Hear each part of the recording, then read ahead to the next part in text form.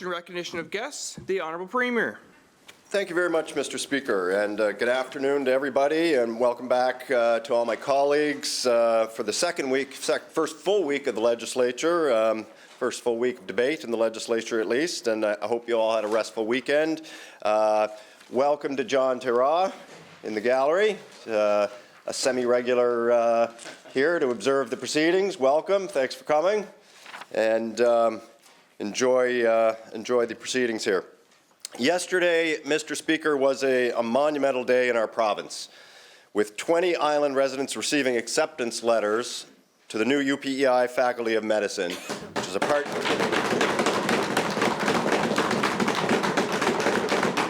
is of course a partnership with Memorial University. These first 20 students will embark on a journey of becoming doctors and providing care to islanders at this world-class facility. And many of us have had the opportunity to tour it. I think we've got another tour scheduled. I'm looking forward to seeing the progress that's been made. I think it's getting very close to near completion. So this has been, Mr. Speaker, a journey that's been at times met with much opposition, but just like the Atlantic Vet College, the Confederation Bridge, and many other major projects in our history, it will no doubt be looked upon favorably and will change the trajectory of healthcare in our province. And I think the fact that 99 PEI-based doctors have been appointed to the faculty, have come forward enthusiastically to support this, is another great sign. I want to recognize Minister McLean for his leadership on this and the entire team at UPEI and Memorial University for their leadership and getting us to this point. It's all very exciting. Also, today marks an important milestone with our new Physician Services Agreement coming into effect. This historic agreement recognizes family physicians as specialists and provides an increase of 32% for the compensation. It cuts red tape, it reduces billing codes, and it puts our physicians amongst the highest paid in the country, Mr. Speaker. So this agreement will not only help with retention, but it's already becoming a key tool for recruitment of new physicians. Last year, we had a record year with 41 physicians recruited, and we're already off to a great start, Mr. Speaker, in 2025. Today also marks from healthcare to Burger Love. This marks the start of Burger Love in our province, with over 91 participating locations this year. It will help, again, help support our local restaurants during what is typically known as a slower time of the year, and it's exciting to see Burger Love will again be supporting Anderson House, Mr. Speaker, with $1 from every burger going to that organization to help the great work that they do every day. And last but not least, today marks the first day of the Canadian Cancer Society Daffodil Month. And many of us here are wearing the daffodil, and that marks this important campaign. And unfortunately, most of us in this legislature will in some way throughout our lifetimes, either personally or through families or friends, be touched by cancer.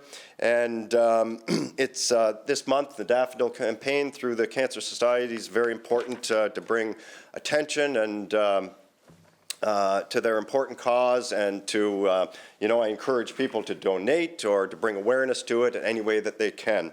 Mr. Speaker, it's a very important and worthy campaign to acknowledge and support. And with that, I wish everyone great proceedings today. Thank you. The Honourable Leader of the Opposition. Thank you very much, Mr. Speaker, and I want to welcome all those who are watching online and visiting in the gallery today. I too want to first congratulate all those involved with the Cancer Society here on Prince Edward Island and right across Canada for all the work that they do to bring awareness to cancer, and all the supports and help behind the scenes that they do for, as the Premier mentioned, almost every family is affected in one way or the other with cancer. So let's use this month to educate ourselves on what we can do to prevent, and also to support those individuals or families who have to suffer through this. Also, I want to congratulate too the 20 successful applicants to the Memorial University Regional Campus here located on Prince Edward Island. Congratulations to them for being accepted into it. I know I heard a few from my area who were disappointed they didn't make it, but they're on a wait list. They'd like to know where they are on that wait list, but they don't really know, so they're just hoping that, that maybe they might get a chance to get in this fall. Anyway, I'm going to move to hockey news, because the past few weeks has been hockey all across Prince Edward Island. And many have participated in Hockey PEI's provincial championships for the past few weeks. So I'm going to put out a few congratulations here. Started off with the Prince County Warriors for capturing the PEI Major Under 15 Championship. And they will now represent PEI in Dieppe, New Brunswick, April the 10th to the 13th. So congrats to the team and to the staff and to the parents, and all the best at the Atlantics. The Tignish Aces Senior C are island champions at the PEI Senior Hockey League level. Congratulations again to the team and to the coach, and of course to their fans in the Tignish area who support them. Tignish Aces Under 18 Tier 2 are provincial champions. That was over the weekend past, and I know Sunday afternoon the game started at 1:30. They went 3 regular periods, 2 overtime periods. The power went out for 4 hours, got back in the ice at 7:15 that evening. Another period of overtime, and they went into the 7th period, and Tignish did come out the champions. But I do give Pownal a lot of credit for the hard work that they did, and again I did feel sorry for them after that long. That there should have been no losers, but at the end of the day. So anyway, last night was a championship game. It was Tignish against Tignish Aces against the Charlottetown Abbeys, and Tignish came out victorious on that, so they are the provincial champs. Congratulations to the team, to the staff, and of course all their families. The U15 AA female champions, the Western Wind.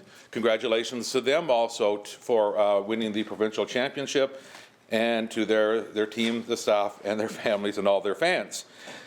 The Under 11 AA female champs, West Wind. So they've been chosen this year as the Dr. Oker Practice with a Pro event. So that was from the work that they've done throughout the season. They said they had a very fun season, they had a successful season, they have very supportive teammates, and they did a lot of work within the communities that they live in order to win this trip and to get to practice with a pro. So that's going to take place in Rimouski, Quebec, and actually TSN filmed the team whenever it was announced to get their reaction, and we'll probably be doing a little bit more follow-up on that. So stay tuned to TSN in the future, and you will see that. So other than that, Burger Love, of course, it starts today. 91 participants, as was stated by the Premier. So get out and support our local beef industry here in Prince Edward Island, and a very good cause, the Anderson House. Thank you. The Leader of the Third Party. Thank you, Mr. Speaker, and welcome back to all my colleagues and clerks and pages and everyone joining us from the gallery today and tuning in online from Charlottetown Victoria Park and all around the island. As has been mentioned a couple of times already, I just wanted to acknowledge that today does start the Daffodil Campaign, so I encourage everyone to get out and support and learn and buy some daffodils for a great cause. Something that is happening throughout this month for PEI students is a Provincial Skills Canada competition.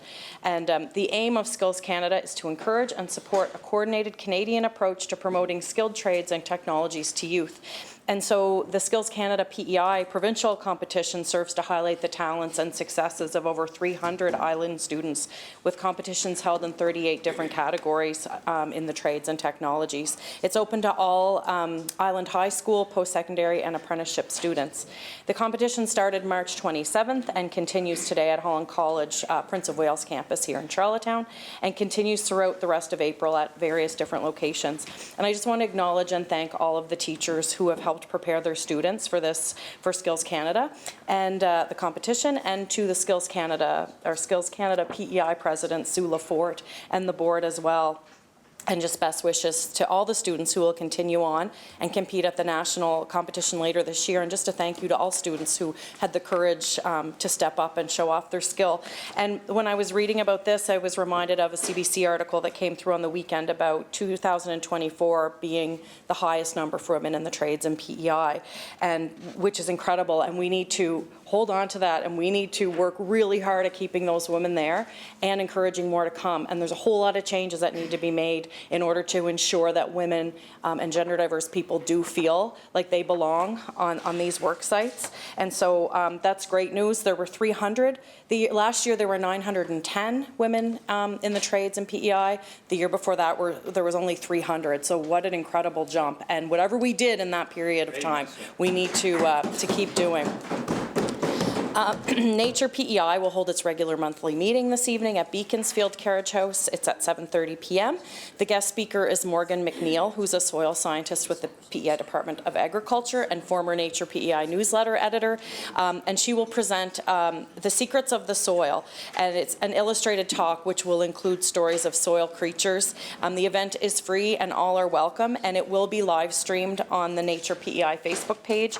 And finally, Mr. Speaker, I know it's been said 3 times in here already, but I encourage everyone to get out and enjoy some burgers. I haven't heard the cheeseburger bird. I don't know. I think we talked about this in here before, when you start to hear that bird outside, and it sounds like they're saying cheeseburgers, which is a really great free promotional thing for PEI Burger Love. So I encourage the birds to start chirping, because $1 from every burger at the Burger Love sale goes towards Anderson House, and it supports our local beef industry. So hope everyone has a great day. Thank you, Mr. Speaker. The Minister of Health and Wellness.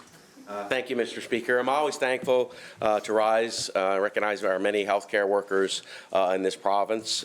During my Focus on the Frontline tour, I was able to meet with more than 250 healthcare workers face-to-face. So today, April 1st specifically, is a recognition day for a number of healthcare professionals. So April 1 is National Caregiver Day, so recognize the contributions of unpaid caregivers and provide care and support. It is also Oncology Nursing Day, a time to recognize the dedication of oncology nurses in providing exceptional care, making a lasting difference in the lives of cancer patients and their families. And I did spend a morning at the Cancer Treatment Center recently too, and talking with those staff members as well. And also April 1st marks the first day of the Canadian Cancer Society Daffodil Month. So this year's campaign slogan is Help, Hope, Bloom. So donations help support and help people with cancer live longer and fuller lives. Thank you, Mr. Speaker. The member for Charlottetown West Royalty. Thank you, Mr. Speaker. I'd just like to say hello to everybody in District 14 watching today, and just in the community too. It's neat. West Royalty Community Centre is starting to do open gyms, which I know the Minister of Sport was talking about. This is a great opportunity for people to get out and play. I like to see more of these things happen. It's very unique and hasn't been done before, so I want to send a shout out there. And I want to echo the Minister. Thank you for talking about caregivers and the importance of today and the Oncology Nurses Day. These are important things that we should recognize in the House, and I'm glad he did that. So I join you in echoing all the hard work for our caregivers or oncology nurses. Thank you, Mr. Speaker. Force Advanced Learning and Population. Thank you, Mr. Speaker, and welcome back to all my colleagues in the House today, our guests in the gallery, and to all those tuning in at home in beautiful District 5, Mermaid, Stratford. Mr. Speaker, I just wanted to rise today. This past weekend, our UPEI Panthers ringette team are now the Atlantic University Cup champions, and we are very proud of them. This is their very first season as a university club team. This is their very first title. They worked hard. They went undefeated, 56 goals for, 13 against. And I just wanted to stand today and congratulate all of the players, their dedication, their hard work, and to their coach, Mike Devine. Thank you. The Minister of Fisheries, Tourism, Sport and Culture. Thank you, Mr. Speaker. It's always a pleasure to rise. Welcome everyone watching online from District 10, Charlottetown, Winslow. And I'm going to give a special shout out to the Minister of Advanced Learning Population Her father, George Dignan, listens in every single day that the legislature's in. He's very proud of his daughter and thinks that she does a great job. So, George, thank you for always tuning in. I appreciate the support. The other thing I wanted to mention, Mr. Speaker, was the PEI Aquaculture Alliance AGM Conference and Trade Show. It's underway right now at the Delta Prince Edward, and I do want to give recognition to the member from New Haven Rocky Point, Borden Kincora, as well as O'Leary and Inverness, who all stopped by this morning. I know there's a lot of uncertainty out there for the industry, so it's great that they were able to gather together to hear some ideas, share some ideas, and again, the collaborative approach to help us get through this tough time right now. Thank you, Mr. Speaker. The member for Tyne Valley Sherbrooke. Thank you, Mr. Speaker. I'd like to say welcome to the colleagues today and the guests in the House. Welcome to anyone watching from District 23. I'm here, there's a few of them there anyway that tune in. And I'd like to also say congratulations to the Tyne Valley Tornadoes U11A girls who became provincial champs on the weekend. I think they defeated Tignish 2-1 in the final. Huge thank you to Julie and all the volunteers who helped make such a successful year at the Tyne Valley Figure Skating Club. They held their ice show on Sunday. It was called Broadway on Ice, and it was so enjoyable to see how far the kids have come this year. And also this week, my grandson Heath is embarking in something new, a great program, which takes kids that are wanting to try hockey for the first time, and they supply them with the gear and they give them a couple ice times to try it out. So as hard as his dad has tried to make him an O'Leary Maroon, he told me last night that he was definitely going to be a Tyne Valley Tornado. So.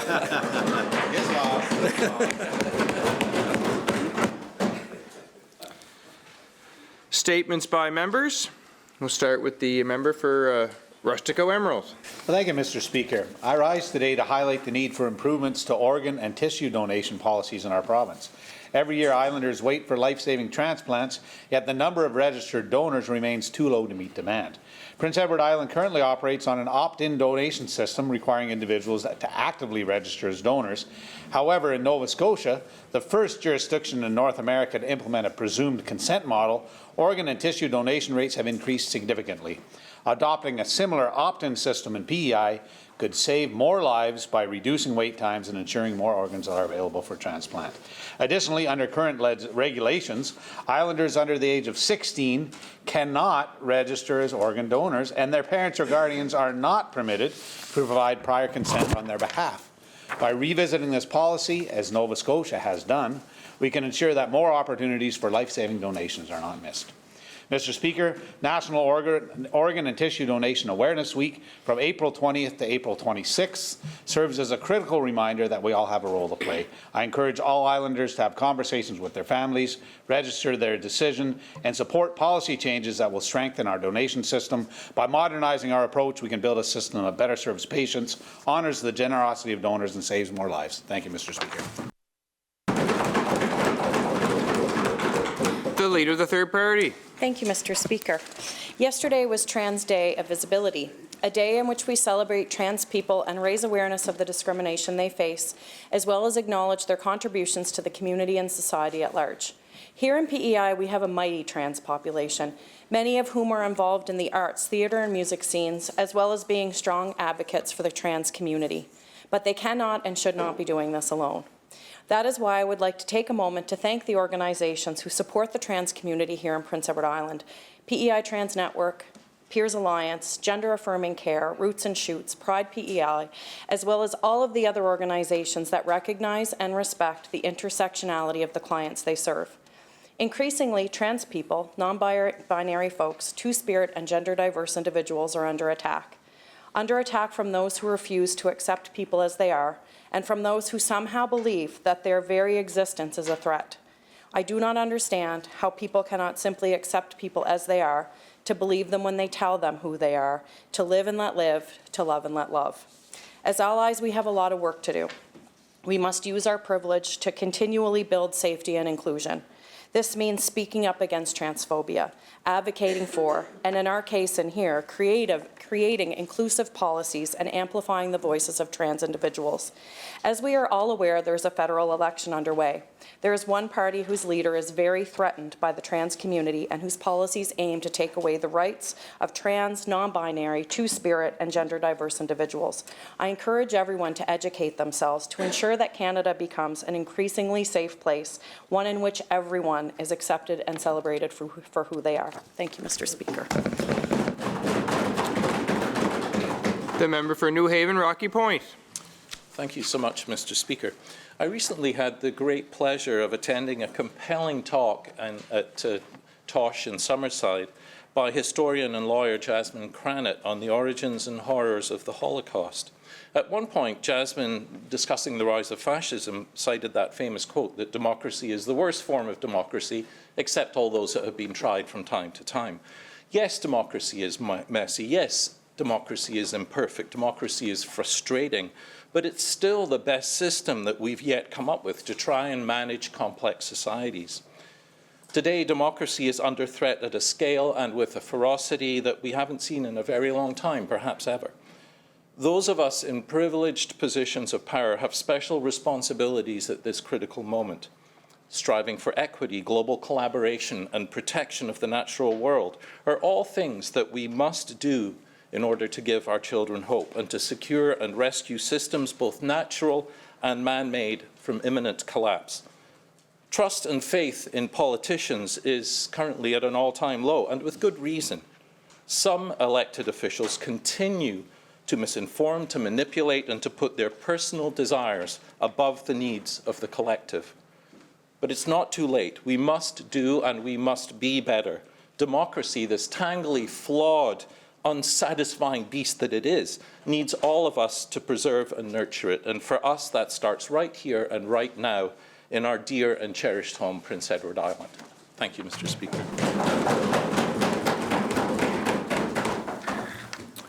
Questions by members, starting with responses to questions taken as notice. The Minister of Finance. Thank you, Mr. Speaker. I had questions surrounding pension funds and the Workers' Compensation Board. I have responses and breakdowns with me, and I'll table them when that point of the House comes. Thank you, Mr. Speaker. Thank you, Minister. The Honourable Leader of the Opposition. Thank you very much, Mr. Speaker. So a question to the Minister of Finance. Now, there is a great deal of concern on the island these days about the economy. The threat from the United States is real, and part of the problem is that it is just so unpredictable. And because of that, our province has to prepare itself. Basically, we need to armor ourselves. We need to protect our province from these American attacks. Part of that is making sure that government's finances are in good shape. And on that score, well, I'm not that confident. My question to the Minister is, what is the deficit for the fiscal 24-25? The Minister of Finance.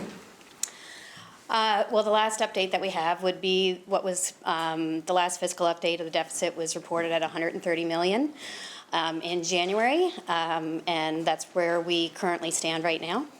Thank you, Mr. Speaker. The Honourable Leader of the Opposition. Thank you very much, Mr. Speaker. So today is the 1st of April.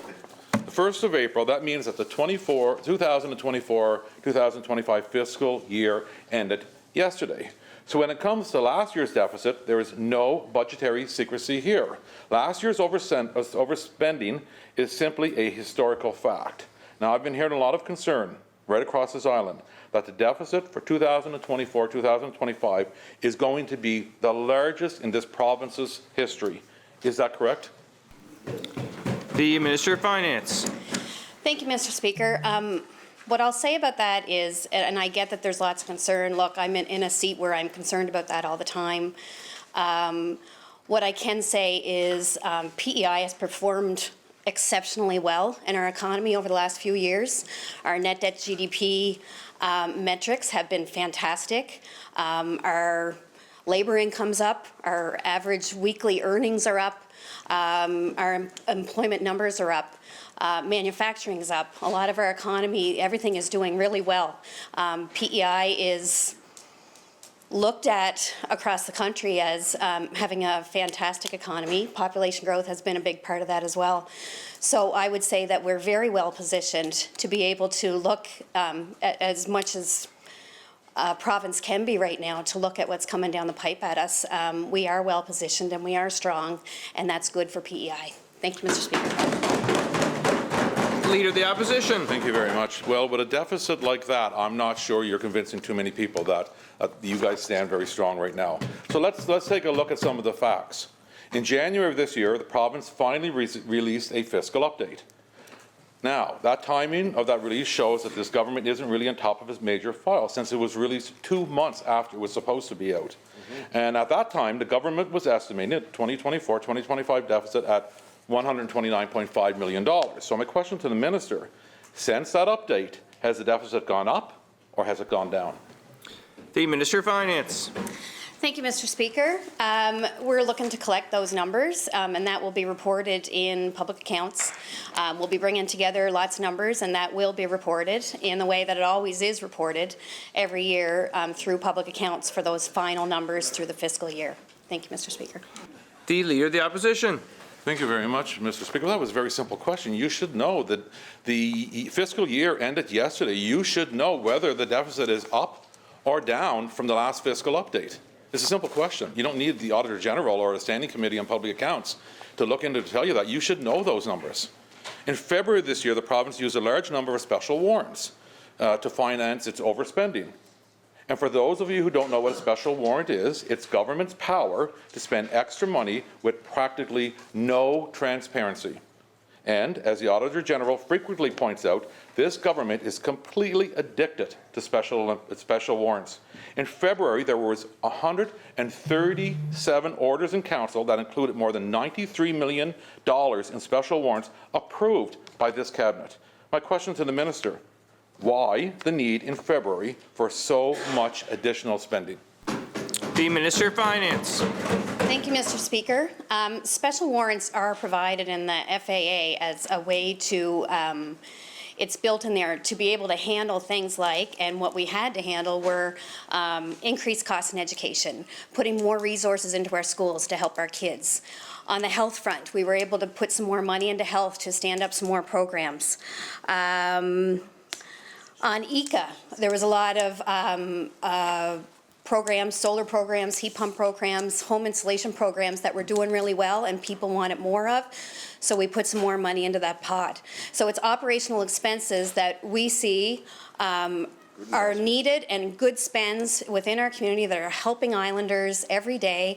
And so we will continue to do that. What I will add to that is within the special warrants, you'll see, and it was reported in the last session, is our numbers of special warrants are down and the amount in our special warrants are down as well. Thank you, Mr. Speaker. The Leader of the Opposition. Thank you very much.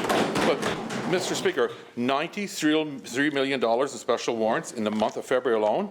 This minister, this government, there's no way that they could manage a budget even with training wheels. So it's not clear whether or not over $93 million in special warrant spending was in addition to the $129 million, or was it additional? Minister, was it additional to the $129.5 million deficit? The Minister of Finance. Thank you, Mr. Speaker. That'll all come together and be reported in the public accounts, as it always is. There'll be outstanding things, and that's why I can't give you a specific number right now, because there will be outstanding numbers that will have to be brought into that calculation. As the fiscal year just ended yesterday, work is being done starting today to ensure that we're bringing all those numbers together. It will all be reported. It will all be transparent. Thank you, Mr. Speaker. The Leader of the Opposition. Again, so this session is a month late starting. They had more time to prepare for this session. The finance minister obviously isn't up to date with the numbers that should be. They propose that they're going to table the budget this week. I'm not sure whether they're going to get the numbers in 2 days, but 2 or 3 days, but we're going to have to sit back here and wait and see. So here's what really worries me about the state of our province's finances. So we are in a very dangerous and uncertain time. We need to protect ourselves, and that may mean provincial spending and programmings. But it looks like this government has blown the bank account. They've blown it on silly NHL spending and on parties and trips to the USA and a $250,000 bus tour to Bangor and Skowhegan. My question to the Minister of Finance: with a giant deficit problem, how does this government fulfill its responsibility to protect islanders? The Minister of Finance. Thank you, Mr. Speaker. Our government is doing exactly what you're saying right now. We are helping islanders. And, you know, the OAG was right. We're up against aging population. We're up against climate change. We're up against infrastructure gaps. And we are closing all of them. Like across the nation, across Canada, PEI, as far as fiscal sustainability and looking at our economy, sits middle of the pack on most metrics. We rank 5th, net debt to GDP, net debt per capita.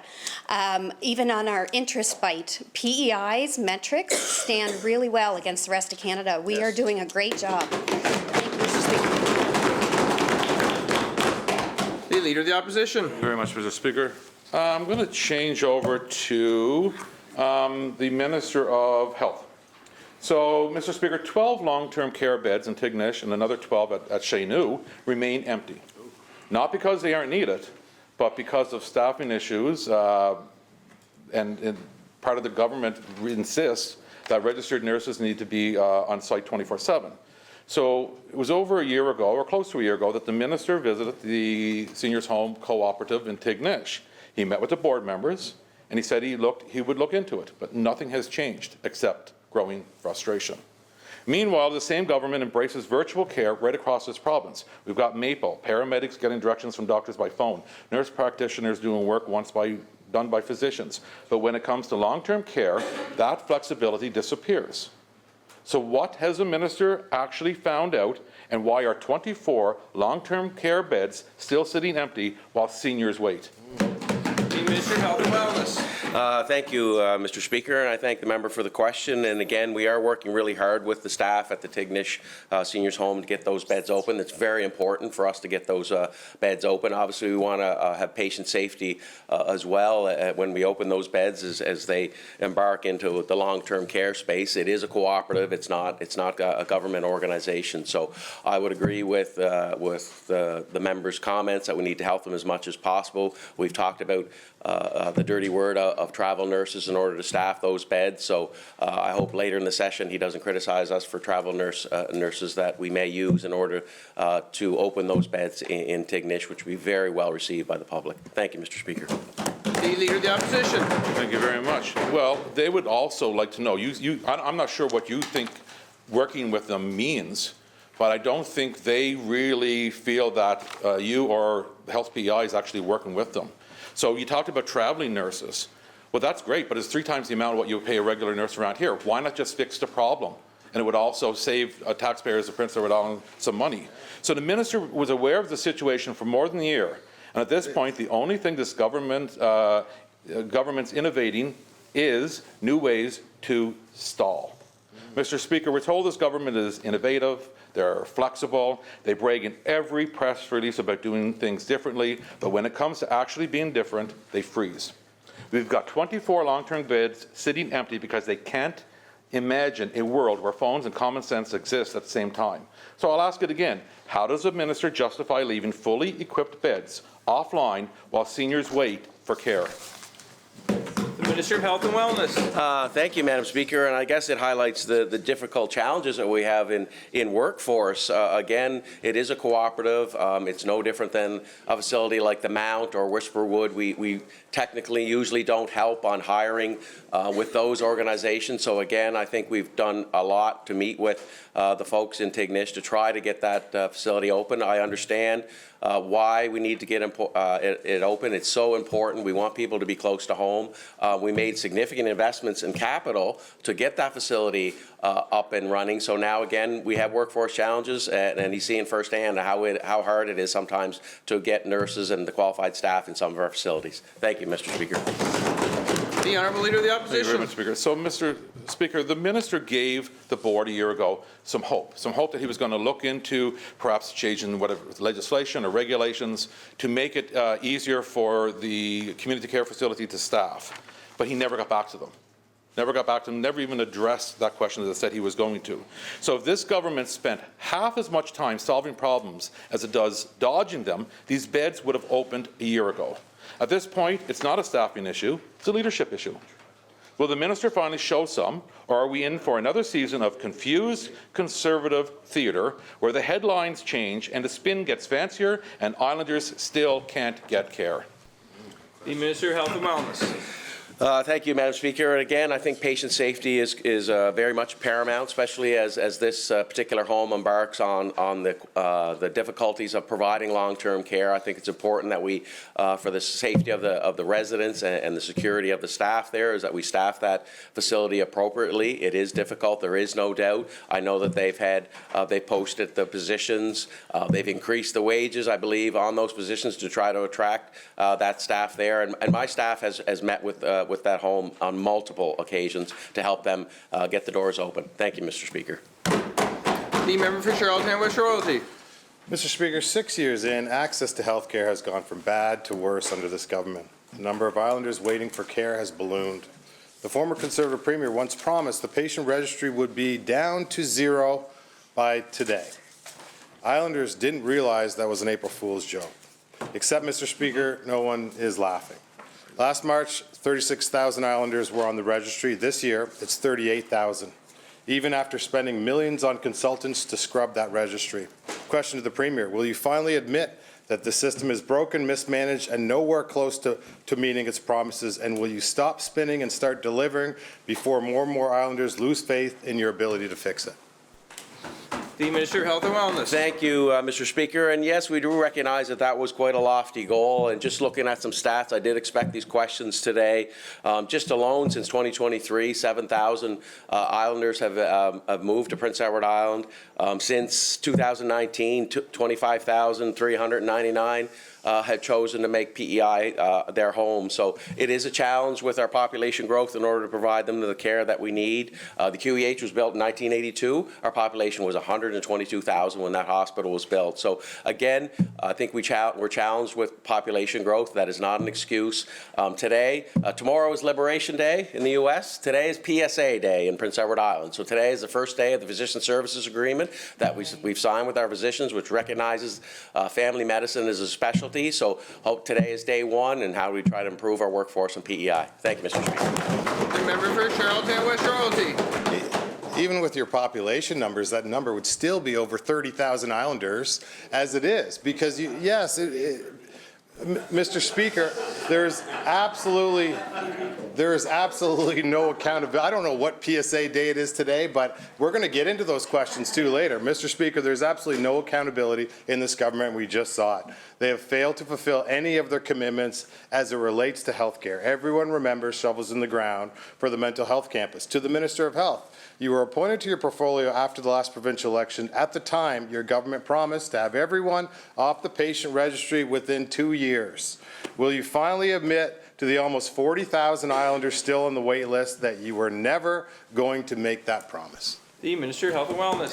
Thank you, Mr. Speaker. And again, I know the last session, the opposition started off with rhyming off a lot of CIHI data. So today I will actually refer to that data as well, because it shows that in 2023, our family physician rate growth rate was 5.8% compared to the national average of 0.1%. So we are going in the right direction. If you want to go back a couple years with your CIHI data, we had grown our family physicians by 4.1% versus 1.8. The year before that, 6.3 versus 20 versus 1.4 nationally. So we're trending in the right direction. Our PSA is a great tool to increase our physician complement of PEI. We've signed 6 physicians so far this calendar year to join our team. So that includes, I believe, 4 family physicians that are to start in 2025. So that will help with the patient registry and provide better care for Islanders. Thank you, Mr. Speaker. The member for Charlottetown West Royalty. Let me just tell the family of 4 with 2 kids that answer and see what they think about that, Minister. Mr. Speaker, this government's track record leading health care is laughable. We have the worst access to health care in the country. Staff are facing toxic work environments, and you're failing to recruit enough doctors to make any sort of impact on the registry. Question to the Minister of Health. Your own CEO acknowledged the current size of the list is unacceptable. We hear heartbreaking stories of people waiting years and years and still not having a doctor. This morning, she was quoted in the media.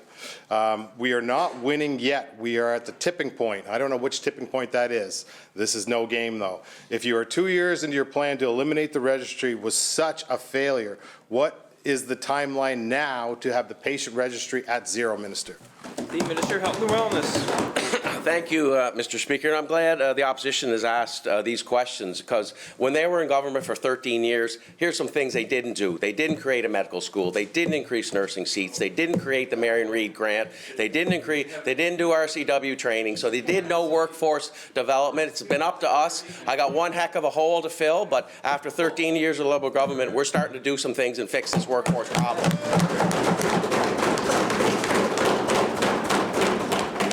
The member for Oilere-Inverness. Thanks, Speaker.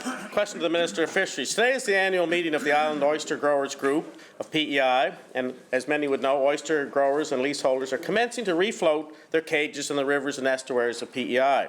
And they are nervous about their investment, Mr. Speaker.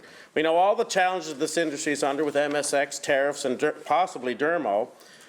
When will we see some actual policies come out of this particular Provincial Department of Fisheries? In the past, I'd asked this minister about the implementation of a crop insurance concept for our oyster growers of PEI to protect their investment of these growers. Question to the Minister of Fisheries, where are we at with such a proposal?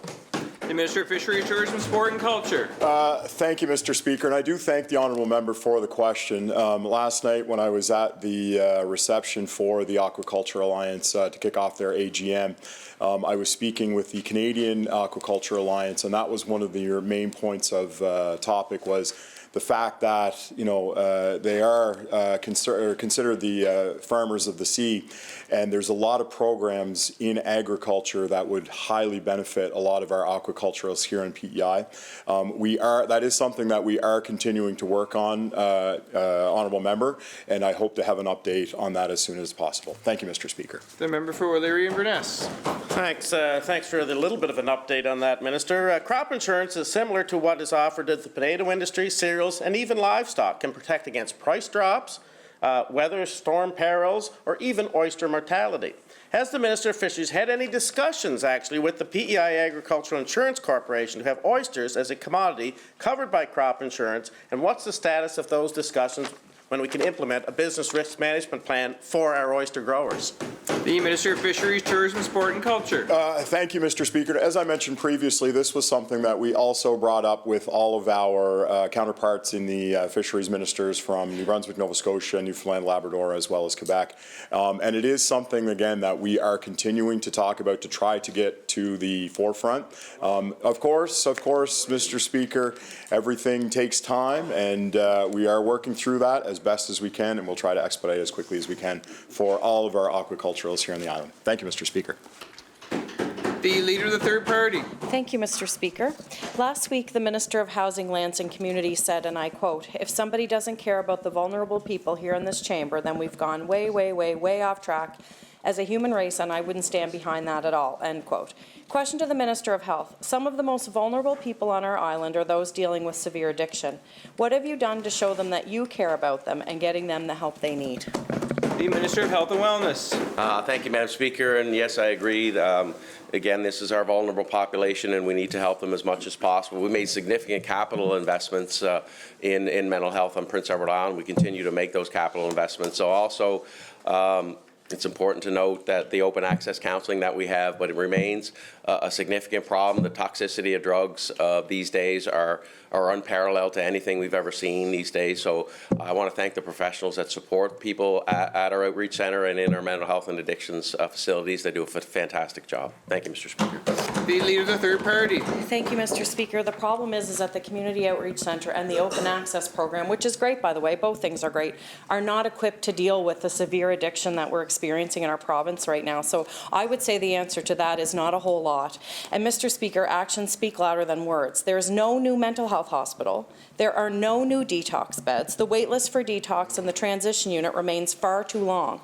If someone struggling with addiction says they want help, they should have an open space waiting for them that day. That's what caring about vulnerable people would look like.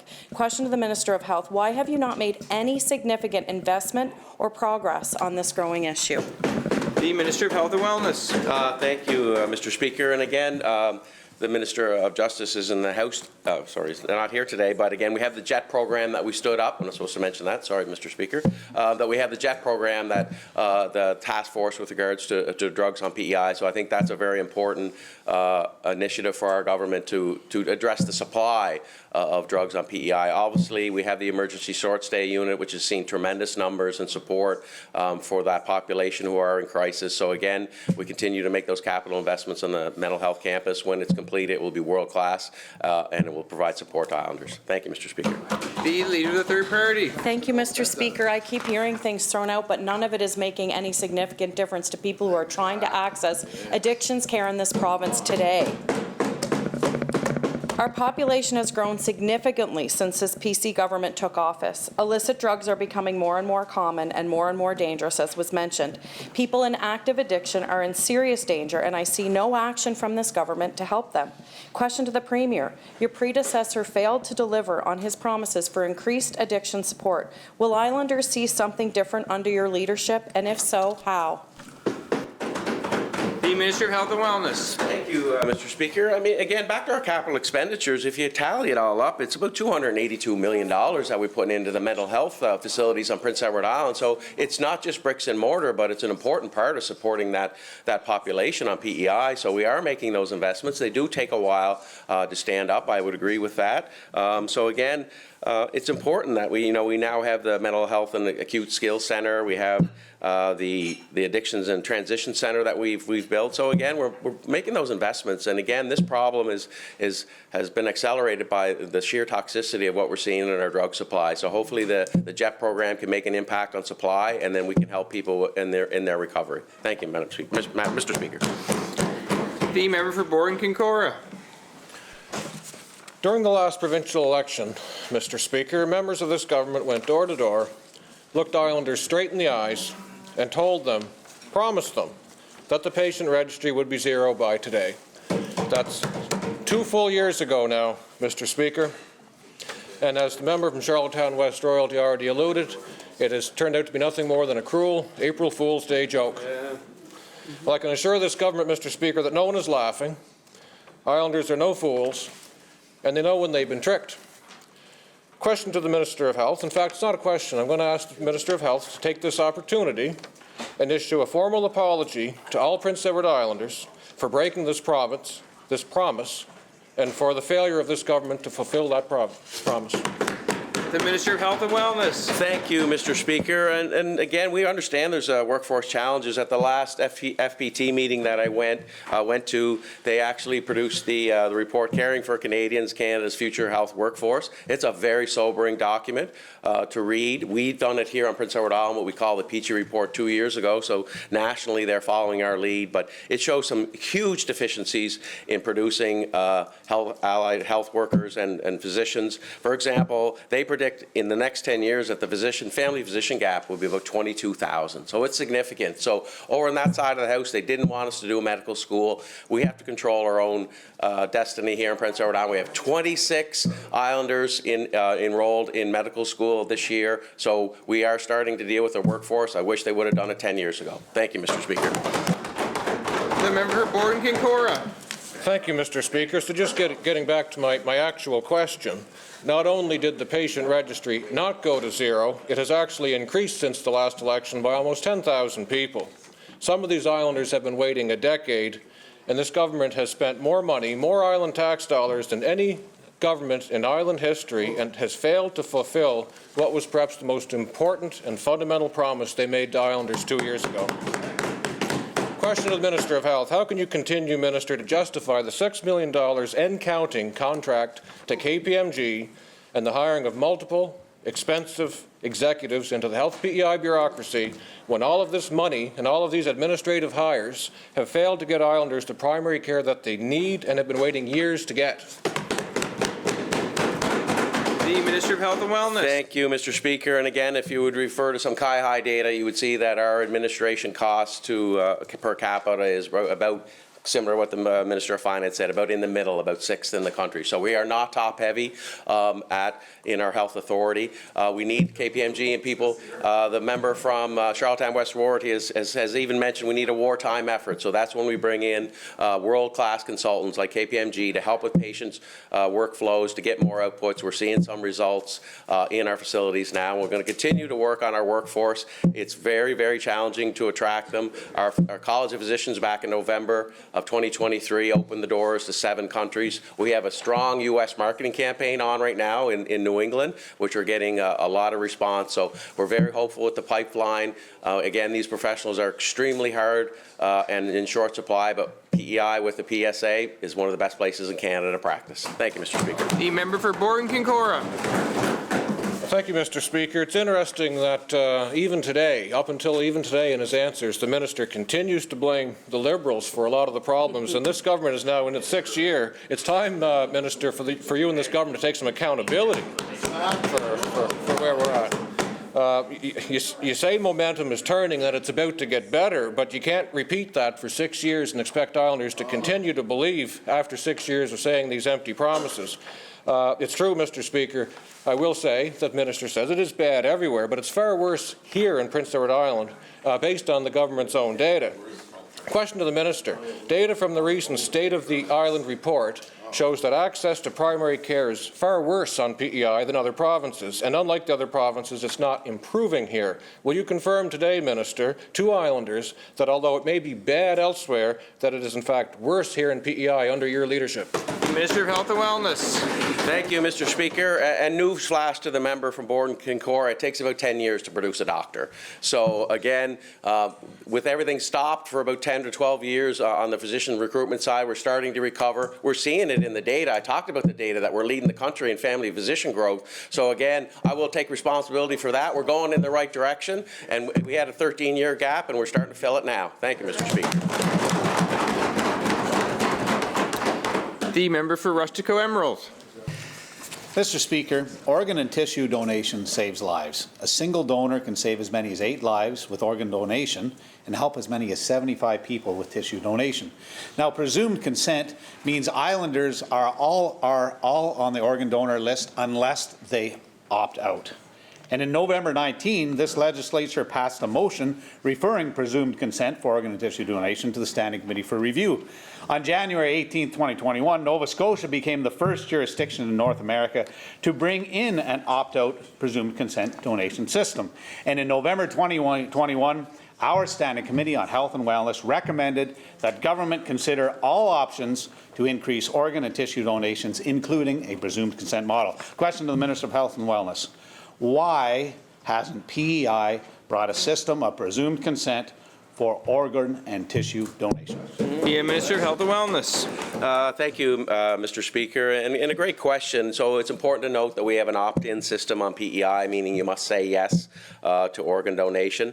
I believe, off the top of my head, I know there's a motion pending, so I do have some of these numbers. I think about 64% of Islanders have done so. So as I would say that the supply is quite robust on PEI, for lack of a better word. So transplants obviously require specialized teams, facilities, and a large patient base. So we work closely with our partners in Nova Scotia and New Brunswick, where Islanders can undergo transplant surgery.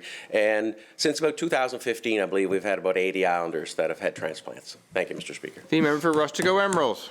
Well, thank you, Mr. Speaker.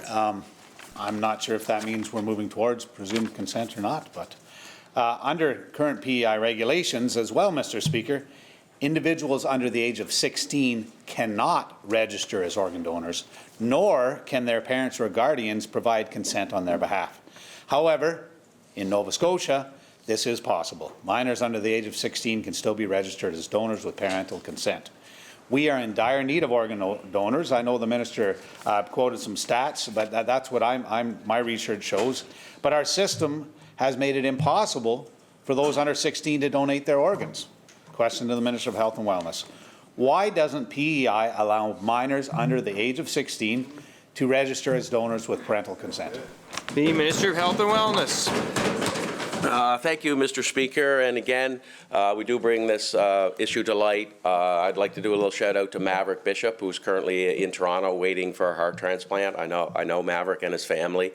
They've reached out to us about this policy. We've had our legislative specialist actually look into it. It's important to note that parents can consent on behalf of the children if and when the opportunity arises, but not prior. So upon death, a parent can consent to this. So, and talking about Nova Scotia, when they did put this in, initially saw an increase in people wishing to donate in 2020, but since then, presumed consent does not equate to increased donations. So basically in Nova Scotia, what they found is there was actually a reduction in the opt-in percentage that they've seen. And again, it's new, but that's what my notes are telling me. Thank you, Mr. Speaker. The member for Rustico Emerald. Thank you, Mr. Speaker. So presumed consent meaning everybody is automatically opted in and they have to opt out. It's hard to imagine that there's more people opting out than when the entire population was opted in. But I'll look forward to speak maybe that motion comes to the floor. Because what my research shows is we've seen success in Nova Scotia and they've increased donation rates and saved more lives. So maybe we have to verify that. But every year Islanders are waiting for life-saving transplants, yet the number of registered donors remains too low to meet our demand. And we need to make changes to build a system that better serves patients, honors the generosity of our donors, and saves more lives. So I was going to ask if you'd commit here to implementing a presumed consent model and allowing minors under the age 16 to register as donors with parental consent. But I think what you said makes sense. We need to partner with New Brunswick and Nova Scotia. So will you explore working with them to create a partnership in a standardized maritime-wide system for organ and tissue donation? The Minister of Health and Wellness. Thank you, Mr. Speaker, and I thank the member for the questions. I think one of the important parts of this discussion is to understand the nature and consequences of your decision with opt-in donation. So again, I think it's an education that we need to do with the public. It's about 75,000 Islanders that have chosen yes, so I think that shows what kind of people we are in Prince Edward Island, that the number is that high. Again, I think that's a really high number. I don't know how much higher it will go with a presumed consent model, but again, back to the underage 16 issue, the parents can provide consent upon death. Thank you, Mr. Speaker. Member for Summerside Wilmot. Thank you, Mr. Speaker. You know, last week we heard a great speech from the throne with a number of key points that really piqued my interest. One of those key points was around exploring the development of a shipping port for the island. So, Mr. Speaker, let's go to the Minister of Transportation and Infrastructure for questions that are around this. Minister, can you elaborate on what this is going to look like for this very key infrastructure, what it will consist of as we try to navigate through these challenging times of on-again, off-again tariffs? The Minister of Transportation and Infrastructure. Thank you very much, Mr. Speaker. And certainly we look what has come about as a result of the threat of tariffs from the U.S. And one of the things that came from that is the fact that we completely realize that we have to diversify our markets, whether that's domestically or whether it's offshore. With regard to domestically, we do have to break down our internal trade barriers within this country. It's been identified certainly, the tolls on the Confederation Bridge and Northumberland ferries are the major trade barrier here for our province. Certainly it's something that I've been advocating for, and I want to recognize the great work that the Premier has done in his advocacy in this, and I do feel that we're making progress there. With regard to our export markets, I as well was extremely pleased, Mr. Speaker, to see that brought forward in the speech from the throne with regard to the development of shipping port. Sir. The member for Summerside Wilmot. Thank you, Mr. Speaker. Now, Mr. Speaker, that all sounds productive and good, but we're not hearing the key word we should be hearing. And that key word should be Summerside or Summerside Port. So, Mr. Speaker, let's go back to that same minister. Minister, the Summerside Port is a great infrastructure that used to be a booming port back in the 80s and 90s when we'd see 3 and 4 ships being loaded with potatoes, carrots, onions at a time. This would be a great opportunity to breathe some life back into that infrastructure. The already large transit shed is in place, functional and ready to go. So, Minister, what do we have to do to make Summerside Port the new revitalized shipping port for the island? The Minister of Transportation and Infrastructure. Thank you very much, Mr. Speaker, and I do thank the honourable member for the questions. They are great questions, great advocacy on behalf of the City of Summerside. One of the things that under my department that has been put in place is a working group with regard to the development of what type of infrastructure that we do require to develop and expand upon our markets. And certainly one of the things there, and I do agree, you look at the Port of Summerside, you look at the history of that great port, but other ports right across the island as well, Mr. Speaker. So with, the working group having been put in place very recently, we are reaching out and will be reaching out to every port authority across the province to gather their input. I'm not the expert in this, the port authorities are, and that is why we have to engage them. And certainly part and parcel of that, Mr. Speaker, will be the Port Authority of Summerside. Thank you. The member for Summerside-Wilmot. Thank you, Mr. Speaker. They're the kind of answers that we want to hear. We want to hear about all the good that's going to happen around these ports. So, Mr. Speaker, back that same minister to follow up on these questions. Minister, with the development of a port being instrumental to rebuilding and revitalizing communities, and you have the different working groups with the ports, is there the opportunity to do joint ports and revitalize a port such as Georgetown for the larger container ships, as well as make Summerside the port for smaller container ships and produce? The Minister of Transportation and Infrastructure. Thank you very much, Mr. Speaker. Absolutely so. But to go back to part of my previous answer, Mr. Speaker, that is the reason that we have to, that I as Minister have to reach out to the various port authorities, get their feedback, take a look at what the infrastructure is there presently, what the capabilities are there that they presently have. I will be meeting with each of the port authorities going forward, and actually, Mr. Speaker, within the next week, we'll be meeting with ones from the Summerside Port Authority as well. Thank you. The member for O'Leary and Inverness, final question. Thanks, Mr. Speaker. A question to finish off my sequence of questions to the Minister of Fisheries. Minister, have you had any discussions with the Minister responsible for Finance PEI about lending oyster buyers the capital that they require to buy oysters, and would the government consider ensuring those loans should high mortality be beyond what is normal in our oyster industry? Because if we don't have buyers buying, we have no industry to fish. The Minister of Fisheries, Tourism, Sport and Culture. Thank you, Mr. Speaker. I do thank the honourable member for the question. As I told the Alliance there today, I didn't fully understand and grasp the importance of aquaculture to our province when I stepped into this role, and I have really tried to make the most of my time in here and really tried to put them to the forefront. It is a discussion that we have had, and like I said, I told the industry this morning that, we've been there before for the oyster industry specifically, and we will be there for them on a go-forward basis. Thank you, Mr. Speaker. End of question period. Statements by ministers. We'll start with the Minister of Health and Wellness.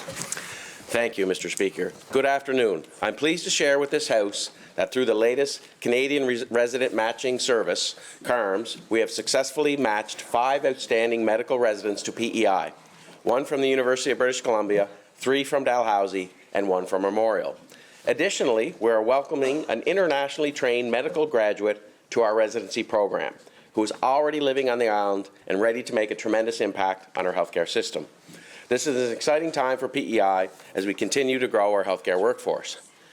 We're also celebrating another milestone. The 20 applicants have been selected for the inaugural class of the new UPEI Medical School, a regional program of Memorial University set to begin this September.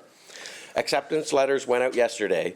We are told that these are all Island students who want to train to be our next generation of doctors. Furthermore, Mr. Speaker, we are also proud to support 6 Island students through the Dalhousie Medical School under PEI's dedicated seats. This continued partnership ensures that more future doctors have the opportunity to study medicine with a clear path to return home and serve our communities. These successes are a testament to our commitment to strengthening healthcare and PEI, not just for today, but for the future. I wish the best of luck to all these medical learners, the new residents coming to PEI, the med students at Dal, as well as our 20 future physicians receiving their acceptance letters this week. Together, we're building a strong foundation to support Islanders' health for years to come. Thank you. The member for Charlottetown West Royalty. Thank you, Mr. Speaker. I'd like to join the minister in saying welcome to those new graduate or the new students that are becoming here, and that's very good news for them. It's not an easy process to get into that medical school, and I would like to welcome them. You know, I'd like to thank the minister too for using the proper terms over there, what the exact title of the medical school is. The Premier doesn't seem to be able to get it. He always uses the wrong one. The speech from the throne is wrong. The Premier said, today 20 Islanders students received acceptance letters for the first ever class of the medical students at UPEI Faculty of Medicine. It is not. On March 20th, CBC and from Memorial, they said, in a message from the staff, they said, students have applied to attend Memorial University's regional campus located on UPEI. An official from MUN said. They will be attending classes, receiving other training, and new building on the UPEI campus, but they are not UPEI students. It's right there. So I'd like to thank the minister for setting it straight. There's a lot of work to do here. There's a lot of work to do here. The sign on the building is wrong. We are part of the Memorial School of Medicine. All right, members. Honourable members, I know we're all very excited by the announcement, but the member for Charlottetown West Royalty has the floor.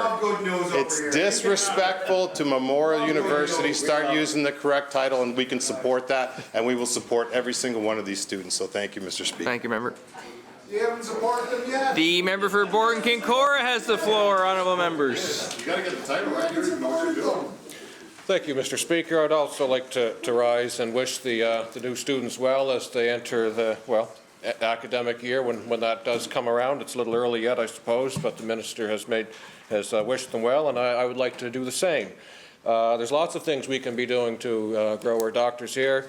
A recent article in the Guardian newspaper entitled Canada's Doctors Want to Be Able to Practice Anywhere in the Country. So let's open up the borders to bring in our professionals into Prince Edward Island perhaps a little more easily. We also need to make sure that these 20 graduating doctors, Mr. Speaker, find their way back to PEI after they complete their residency programs elsewhere. So it's important that we find a way to get them back here to PEI. But as the Minister of Health indicated in his response to my questions a little earlier, it takes 10 years to grow a doctor. So hopefully in that period of 10 years' time, this government will figure out how to keep these doctors in Prince Edward Island.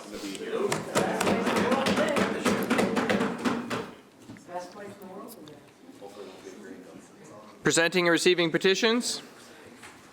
Tabling of documents. The Minister of Finance. Mr. Speaker, by command of, oh wait, no, I don't know if that's the right one, sorry. Mr. Speaker, by leave of the House, I beg leave to table questions raised March 27th and 28th by opposition, and I move, seconded by the Minister of Economic Development, Innovation and Trade, that the said document be now received and do lie on the table. Shall carry?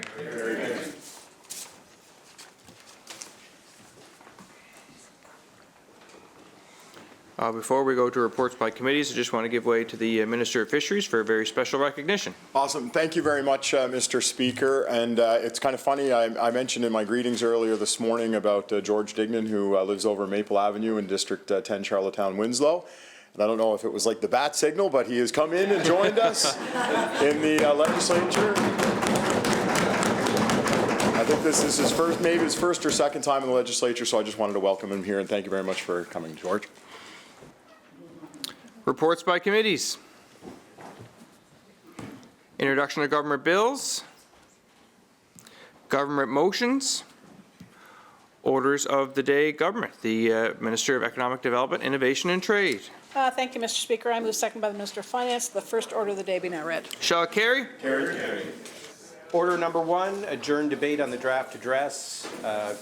Debate was adjourned by the member from Thank you, member. New Haven Rocky Point.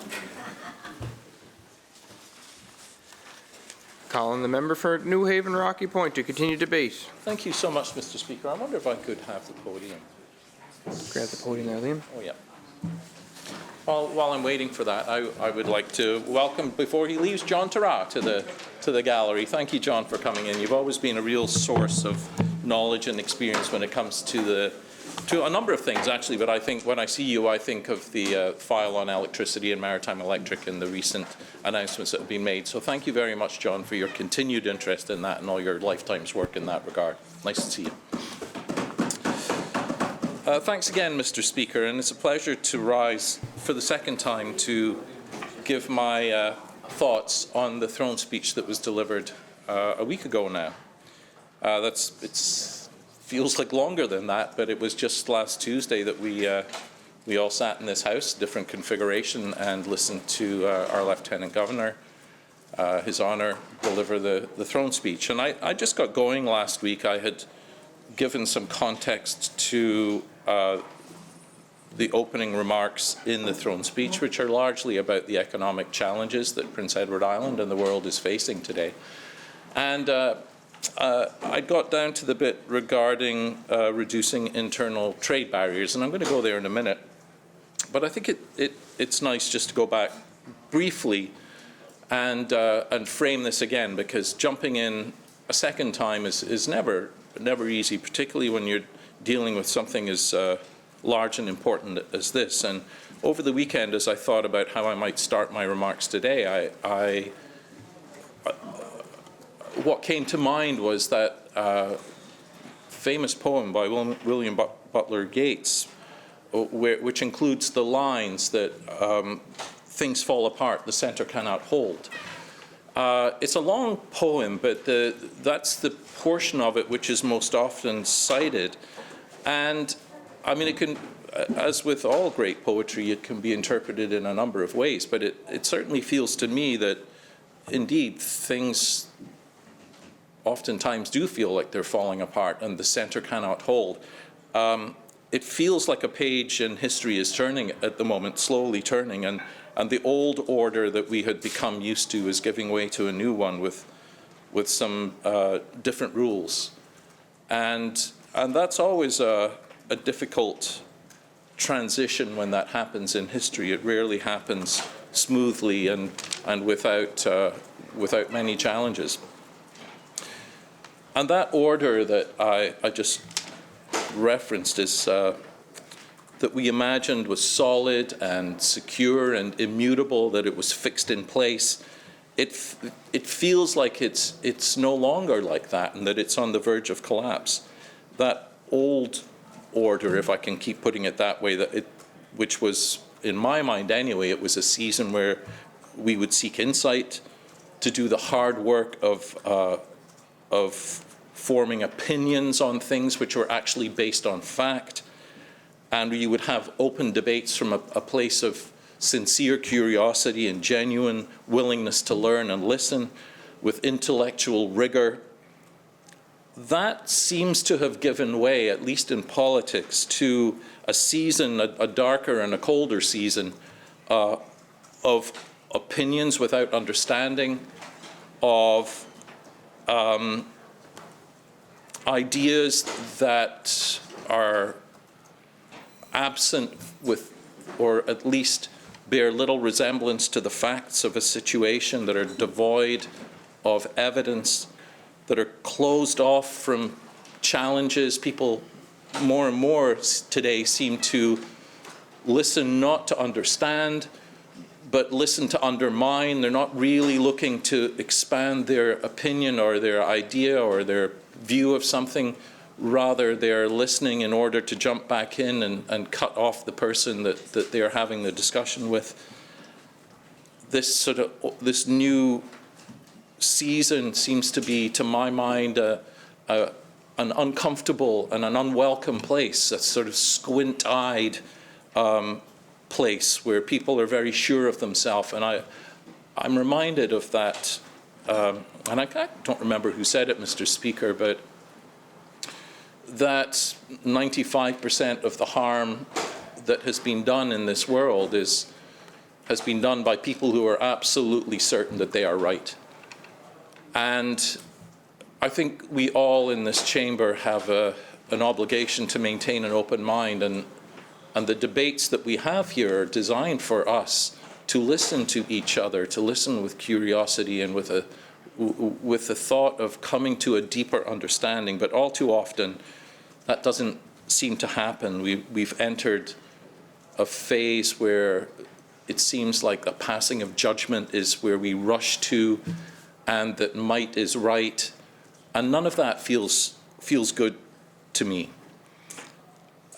So as you may have guessed from my tone and from my words here, I have some really deep concerns about the new world order that appears to be emerging, both geopolitically and financially and socially.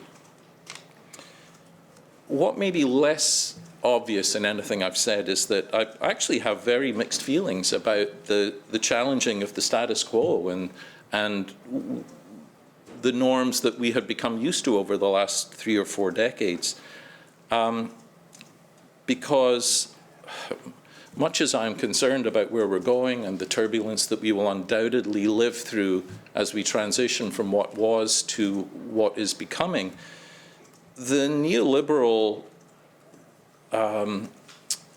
values and philosophy which has dominated world politics and affairs since the 1980s or 90s, of deregulation, of privatization, of globalization, of a diminution of government influence and control, of poorly regulated free trade, all of these things, and I don't deny that some benefits have come from that world order, but I have watched so many things around the world be impacted negatively by what has been accepted as the world order for the last 40, 50, 60 years. So while I fear what may be coming, saying goodbye to an order which was in itself unjust, inequitable, destructive, is not something that I'm necessarily lamenting, although I do hope that we replace it with something more constructive and more equitable and more restorative. I'm going to talk a little bit now about the interprovincial trade barriers. It's clearly one of the mechanisms that suddenly in Canada we have realized need to be rectified. The interprovincial trade barriers are really just regulations, licensing, and standards that vary between provinces, and that the regulations and restrictions that exist in one province can be different, and indeed are very different from others. Interprovincial trade barriers are very rarely, by the way, tariffs. There's almost no tariffs within the domestic market here in Canada, but we certainly have variation in standards and licensing agreements and things like that. And it's always been this way. If you go right back to the division of powers when Canada became a country in 1867, it created a federation which sort of invites these sort of provincial, the variation in provincial standards and licensing agreements and regulations. And it's become popular these days, Mr. Speaker, to blame your predecessors for things, your mom and dad for your own shortcomings, your grandparents. But I blame my great-great-grandfather for this, George Brown. He was the main architect of that division of powers between the federal government and the provincial governments, sitting over there, and then later on in Halifax and Quebec City. And George Brown was the main architect of that division of powers between the provinces. And I have much to be proud of in that particular legacy, but I do blame him for setting up the situation where the provinces have jurisdiction over some very, very important files. And we've talked almost exclusively this morning in question period about the health file, which is of provincial jurisdiction. Education is provincially controlled, transportation, energy. There's a whole bunch of them. And when the provinces are given the responsibility to look after that, in a country as large and diverse and different as Canada, it's hardly surprising that we don't end up with all of the same standards across the country. So thanks, George, for that, but we'll do our best to figure it out after 170 years or whatever it is now. I think this is the motivation that will finally allow us to fix some of these interprovincial trade barriers that have existed since we became a country. And most of these barriers exist and continue to exist because of an unwillingness of the various provinces to give up their regulatory control. Because it will create some issues, absolutely, I understand that.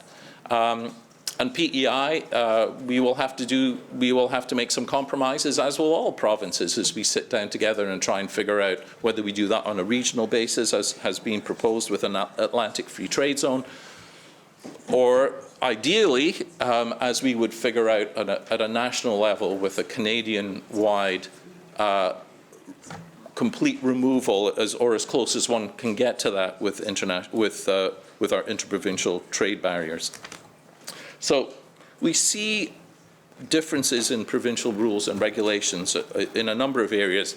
The one that seems to always grab the headlines, and I'm not quite sure why that's the case, is alcohol. I mean, whenever you see an interprovincial trade barrier discussion or hear one, and it was true this time around when the U.S. tariffs came in, the first thing that we all did was take American liquor off our shelves and beer and wine. And I have no problem with removing American beer from the shelves, by the way, and I much prefer the stuff that we make here in all of our delicious local microbreweries. The hell with Budweiser and Coors and whatever else they make. We make some very tasty beer and wine and spirits actually here on Prince Edward Island, but it's not a large part of our economy. But it seems like always the first place to go, and an area where we can make at least a symbolic gesture that we are standing up to the big guy. We all recognize that it's largely symbolism, but that's the first thing between the provinces, and there've been many leading up to a Supreme Court case recently with a fellow who lives on the border of New Brunswick and Quebec, regarding the interprovincial movement of liquor, and I mean that's just one aspect of the liquor laws that we have here that are very, very tough on local producers and restrict their ability to sell wine, spirits, and beer to other jurisdictions, other provinces within the country. We see other areas with meat processing, for example, and we have the largest meat processing CFIA certified place here in Borden, in the Atlantic provinces, and we see that, you know, often for safety and quality, that the regulations will differ from one province to another, and that makes it awfully difficult for producers like the Atlantic Beef Plant to be able to move their products freely around the country. And most recently, and I know Borden Kincora has spoken about this during the recent debate that we had on tariffs, a local company in Borden, very successful at a local level, started by a local entrepreneur, expanded across the province, expanded the variety of products that they make. Always the quality is top notch. I'm talking here of the hand pie company. Wonderful product. A huge success story, but my goodness, the challenges that they had in moving from selling their products here on Prince Edward Island to get them across the bridge and into the markets of other Atlantic provinces and hopefully beyond, because it's a unique product. It's an island-made product from an island business started by an islander, sourcing entirely local ingredients, providing employment now for I'm not sure how many folks, but it's not an insubstantial number. And a huge success story, but the interprovincial trade barriers prevented that business from going where it should and deserve to have gone in a free and open market. So we have lots of work to do to harmonize the trade restrictions that exist across our... Honourable members, if we could just try and pay attention to the member for New Haven, Rocky Point, who has the floor right here. I'm just struggling to hear what he's having to say right now. So if there are in-depth conversations that need to happen, I do think we have quorum here by quite a few. If you'd like to leave and come back, that's okay. But just let's give the respect to New Haven, Rocky Point. Thank you, Mr. Speaker. I appreciate your comments and your interest in what I have to say. We all love hand pies. I don't know anybody who hasn't had hand pie and was left thinking, well, that was just grand. And I wish them, I mean, they've already had tremendous success, but let's do better. Let's not make it hard for our locally owned and operated companies to do better. Another area, and I look back to the very first day of question period when Borden Kincora, actually the district in which a hand pie company resides, asked some questions about professional licensing and the national restrictions which exist there, where many professions, doctors, engineers, and I have personal experience as a dentist who came from another country and unable to work even after I passed my National Dental Examining Board exams in every province. Like if a professional worker with credentials recognized in one Canadian province gets licensed, they should and they have to be able to work in any province in Canada. It's as simple as that. And we need to get our act together. Again, it's just provinces unwilling to and reluctant to give up their regulatory control. And we need to do that. And hopefully one of the silver linings in this big cloud that we're faced with at the moment with tariffs and the impact it's had on our country is that we will finally get our act together and remove these interprovincial trade barriers. And I don't care how much George Brown rolls over in his grave. Maybe he'd be very happy to see that. But it's time that we did that. It's been far, far, far too long, and it's just stubbornness on behalf of provincial jurisdictions that's preventing this country from growing our economy and allowing local businesses to thrive. The Atlantic Free Trade Zone is an interesting concept, and I was unclear when it was first suggested by Premier Holt whether Prince Edward Island was really on board with that. We haven't heard any announcements from this government other than the initial sort of tepid, I would say, half-hearted interest in what was being proposed. I don't know whether things have moved ahead. I'm not privy to those conversations, of course, but I really hope, and again, I mentioned a few minutes ago that ideally this would become a nationwide, national free trade discussion on the removal of interprovincial trade barriers. But often those things start regionally, and I think, well, let me put it this way. If we can't do it regionally, we're not going to be able to do it federally across the whole country. So I really hope that we do that. The throne speech talks about legislative changes that will be introduced to support these efforts. And I'm really happy to see that. And I was also really happy that the Premier clarified, because originally he said that it would be this session, which could stretch over a number of sittings going into a year or 2 years from now, that he clarified that it would actually be, with a flourish of finger pointing, he clarified that this would be done in this sitting. And I'm really, really glad to hear that. This is time sensitive, and whatever that legislation looks like, I'm assuming they're using the Nova Scotia bill as a template. It's being shown with a bit more analysis. It came in first, and any time any province comes in first with a novel piece of legislation, there are often tweaks and unexpected or unintended consequences that need to be looked at afterwards. And I think a couple of issues with the original Nova Scotia bill on removing interprovincial trade barriers have shown up.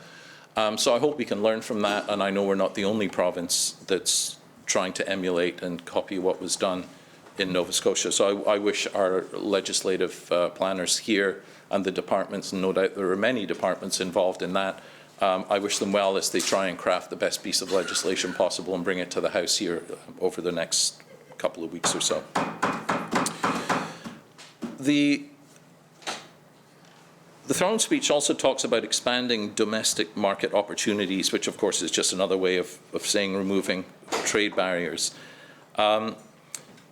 And I, of course, as you might expect, given my comments so far, am fully supportive of that. But a sort of mirror image of that, and something that you don't hear a lot about here in Prince Edward Island, which kind of surprises me, is import substitution. Yes, we can create markets for our products outside of Prince Edward Island, and we are doing that, and I'm going to talk a little bit more shortly about trade missions, which are already present, but the plan is to double the number of trade missions, I understand, in the plan that we have.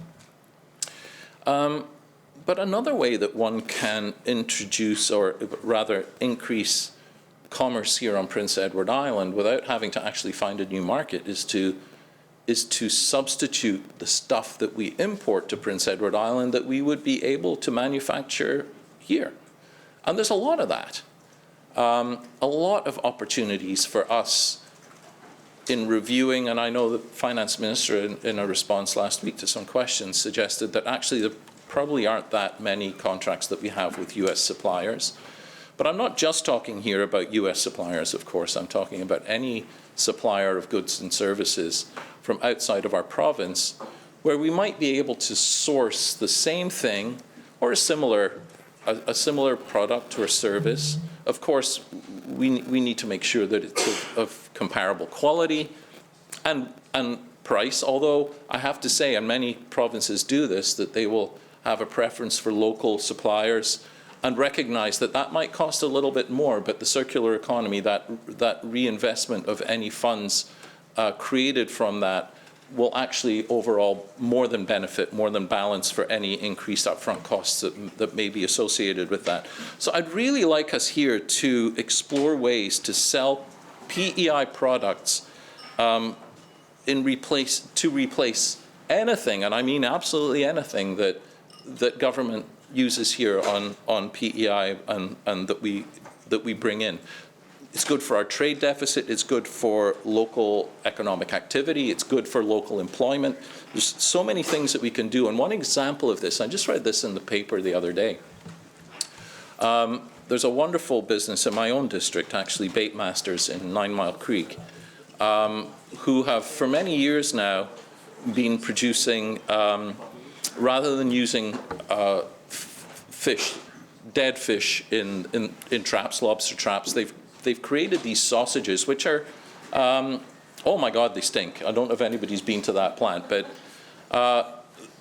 which I guess is part of their allure to lobsters. Yeah, see, the speaker is probably aware of that. He may have used a few in his own business. I don't know. But they've been shown in studies to be equally effective. And as we all know, the cost of lobster bait has just skyrocketed recently, and perhaps is going to continue to do so as restrictions are placed on the fish that are typically used, mackerel and herring, Gaspereau. All of the fish which fishers here on Prince Edward Island have relied on for so long to fill their traps is becoming more scarce and more expensive. And these sausages that Bait Masters make in 9 Mile Creek they use the offal from fish and other substances, oils, and produce what is an alternate bait. And as far as certainly the business has expanded, and the last time I spoke with the owners there, Mark and Wally, I know they've expanded the number of folks who work there, and I think things are going very well for them. They also have a lobster pound attached to the building, and of course, that's a very busy wharf. The busiest one in my district anyway, and probably on the South Shore. I wouldn't say that for sure. But there's a number of lobster fishers out of 9 Mile Creek, and so a lobster pound there is a very helpful thing to have also. But what I was getting to is that that's a local business. Again, innovative products. I don't think there's anywhere else in the Maritimes, and perhaps in Canada, that produces such a product, where there seems to me, at least, to be a growing need in the years ahead. And they've done it. They, brave fellers, Wally and Mark, and they put a ton of their own money into this to get it up and running. And of course, these things are never easy and they're never quick. And they have accessed government programs. They've got three-phase power now, you'll be pleased to hear, O'Leary and Burness. Well, it wasn't easy, I'll tell you. It was only a few hundred meters down the road, maybe half a kilometer from the Highway 19 down to the building. So we're not looking at a huge distance. But they managed to secure three-phase power, and that totally changed. They wouldn't have been able to have the coolers, the big machines that they have, the lobster pound, like all of that just wouldn't have been possible without that three-phase power. So that's a really good example of how critical that is to business development here on Prince Edward Island, whether it's in the agricultural industry or in this case in the aquaculture industry. So bait masters, they already use leftover bits of fish and stuff to make their stinky sausages. But even then, there's some stuff left over. And again, a local resident, Kendra McDonald, who lives in my district, saw an opportunity to make dog treats out of the leftovers of the leftovers. Her company is called Perfection, and she makes, apparently, again, they're probably stinky, I don't know, Mr. Speaker, but I know my dogs, the stinkier the better. She makes dog treats that are locally produced, sort of piggybacking on the bait masters, and they're for sale here on Prince Edward Island. So there's an example of an import substitution, and I mentioned earlier government doing this, but really all retailers, all businesses on Prince Edward Island could look for opportunities for products like this, rather than buying them from whether it's an American supplier or somewhere off island. Is there a local option that I can do that? And I know Kendra's just getting going with Perfection here, but it strikes me that she has a super high quality product, competitively priced, using island ingredients, providing island employment, and that's the sort of thing that islanders and island pet stores, pet owners, government can get behind. So I wish Kendra all the best in that. I mean, that's just one example from my own district, which happened very recently, where there's an opportunity for this idea of import substitution, and that can be carried all the way through any sector you care to mention. There are probably options here, or opportunities for new businesses. Islanders are notoriously good entrepreneurs, working with very little resources sometimes to establish and build companies. And I'm always in awe of the determination and the creativity and the imagination of so many islanders who are able to do that. Kendra is one of them. There are many others in my own district and, of course, across the whole province. And I wish her well with that. So let's look at more import substitution as another option to maintain our economy here in these turbulent times. The next paragraph in the speech talks about, well, it ends, it's time to end the tolls.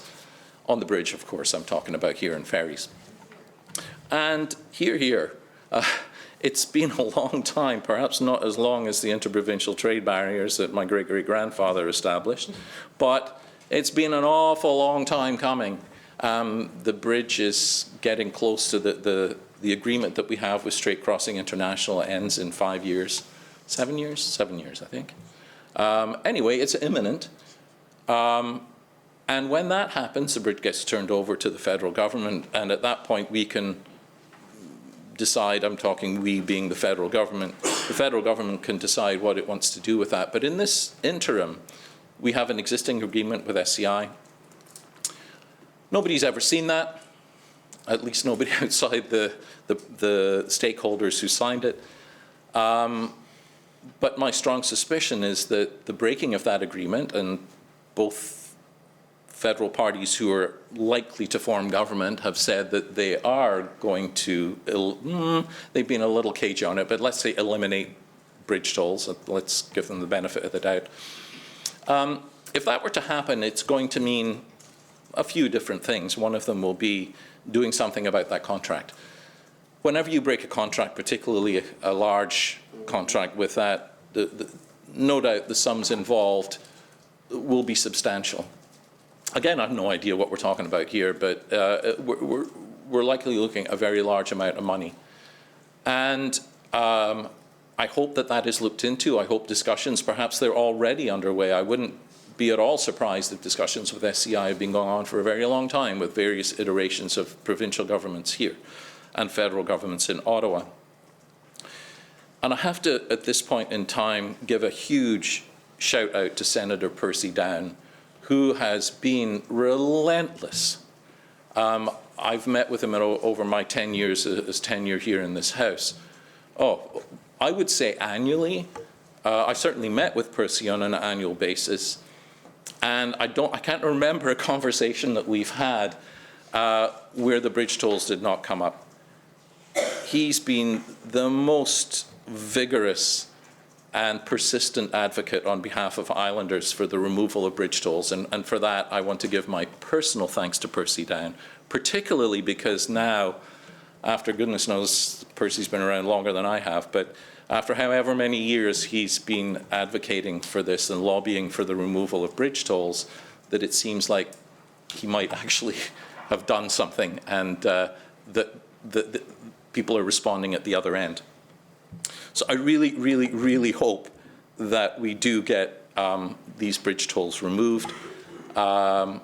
It's one of the many things I will be looking and paying attention to is, during this federal election and as soon as it's over, to make sure that whichever government is installed fulfills that promise. One thing it does demonstrate is, again, going back to my dear, dear great-great-grandfather, George Brown, the jurisdictional responsibilities that exist here in our complicated federation called Canada. And this is a federal jurisdiction because it's an interprovincial bridge entered into with a private company and a private public partnership. And those things are complicated, but that's what governments do. We find solutions to complicated problems. And I really hope that a solution here between the various jurisdictions, and it's not that the provincial government doesn't have any role to play here. We can, and I believe should be staunch and loud advocates on behalf of Islanders to have this toll removed. And we've heard that from premiers in the past. We hear it from the current premier. I know that's been a real focus of many of his speeches in his short tenure in the big seat. And I really hope that we keep that pressure up because there is much to be gained. One option that I know has been talked about, and I don't think I'm breaking any confidences here to talk about this, is the possibility that the contract that we have finishes in 2032. Would it be possible to extend the end date of that contract by 5 years or whatever and reduce the tolls on the bridge subsequently? So the contract gets extended, but because it's over a longer period of time, the income to SCI, the private partner here in this, could be spread over a longer time, and the tolls could be reduced by 50% like that. Again, I don't know if these are the sort of creative discussions that are happening, but I sincerely hope so. I don't think anybody would care whether the bridge is handed over in 2032 or 2037 or whatever, but we would care, Islanders would care deeply about the opportunity of having to pay half or less of the $52.50 that we currently have to shell out every time we go off island. So again, kudos to Percy Down for the extraordinary work that he's done. and to the premiers and ministers and members of this House who have advocated over a long time for the removal of these tolls. And of course, it's complicated here because we have a ferry as well, and we can't ignore that. We can't make one exit from the island substantially cheaper than the other, or we're going to create all sorts of issues within our boundaries here. So that has to be part of the conversation. Again, not simple stuff, but that's what we're elected to do. And I believe that we have the ability and the talent to do that. So that's all I'm going to say on the bridges, but I agree, it is time to end the tolls. Hear, hear. The next thing in this, the Throne Speech talks about is the shipping port on Prince Edward Island. We heard today from Summerside Wilmot some questions about the shipping port. I don't know what that means. It's a very vague statement. Explore the creation of a shipping port. Now, there's a bunch of modifiers in there, and anytime you see 2 or more modifiers in a statement, you go, okay, well, that's not going to happen in this term in office. But it's an interesting concept. And we have a number of potential deep water ports here on PEI that could qualify as this, this shipping port. Summerside, of course, being one of them. Borden being another, and I know with the ongoing discussions around what to do with the fabrication yard, this is something that has come up repeatedly, and indeed it's been discussed in previous iterations of what are we going to do with the construction, the fabrication yard here in Borden now that the bridge is done. There are some issues, of course. I'm not sure how much local support there is for that in the Borden area immediately. We have the cables, of course, that come in exactly there. And dropping the anchors that are required for the big ships that would come in and out of a port like that, no doubt pose a risk to those very, very critical pieces of infrastructure. Anyway, maybe Borden, maybe Summerside, maybe Georgetown. I don't think there are other ports on PEI that have a depth of water and an approach that is suitable for, it's certainly not West Point. Just going to get a permanent stretcher there, that's all. So there are options, and I know, I've spoken to farmers who export soy and other products to Asia, and they tell me that it costs more for them to ship their products by truck from their farms here on Prince Edward Island to Halifax, to the terminal there, than it does to get from the Halifax terminal to their Asian markets.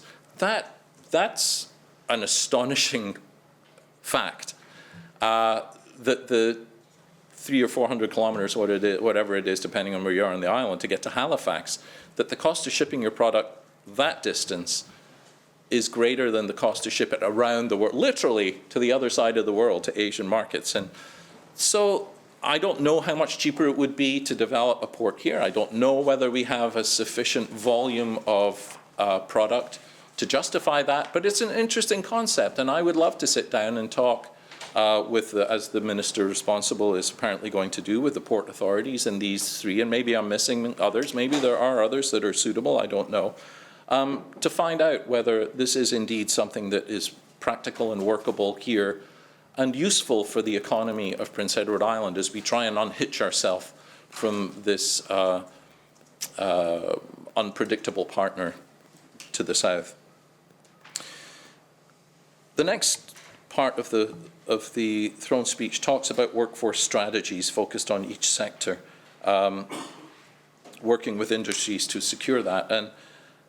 And of course, that's an enormously important part of maintaining a strong economy. We've seen changes recently, and I'll talk particularly here about the immigration policies which have been embraced by this government and previous governments, which have actually produced almost all of the population growth in our province over the last decade, maybe 2 decades. And they, of course, have contributed enormously to our workforce, and through the Atlantic Immigration Program or the PNP, there's a number of immigration programs through which folks have come to Prince Edward Island, some to stay as permanent residents and ultimately citizens of this country, many more, unfortunately, and we continue to have the lowest retention rate of any province in Canada when it comes to our immigration programs. Many use Prince Edward Island as a passing through place, and it's sad. It's sad for the folks who come here and feel, for whatever reason, unable to stay here. And some do, of course, and I'm not suggesting that nobody does. There are many who do. But again, our retention rates are considerably lower than most other provinces. And I would love to see that change. But we rely on these immigration programs to create the workforce that we need, whether that be in the retail sector, in the service sector, in the booming sector of that exists around the province here. Agriculture uses a lot of immigrant labor, often through the TFW program, a different thing, although I'd love to see our temporary foreign worker program as a vehicle to permanent residency in the same way that the other immigration programs are. I know we've made some advances there, but I want to look at one area particularly, which is that of early childhood education. It used to be in the Atlantic immigration program there were four streams that were considered to be more important than any others. They were manufacturing, construction, healthcare, and childcare.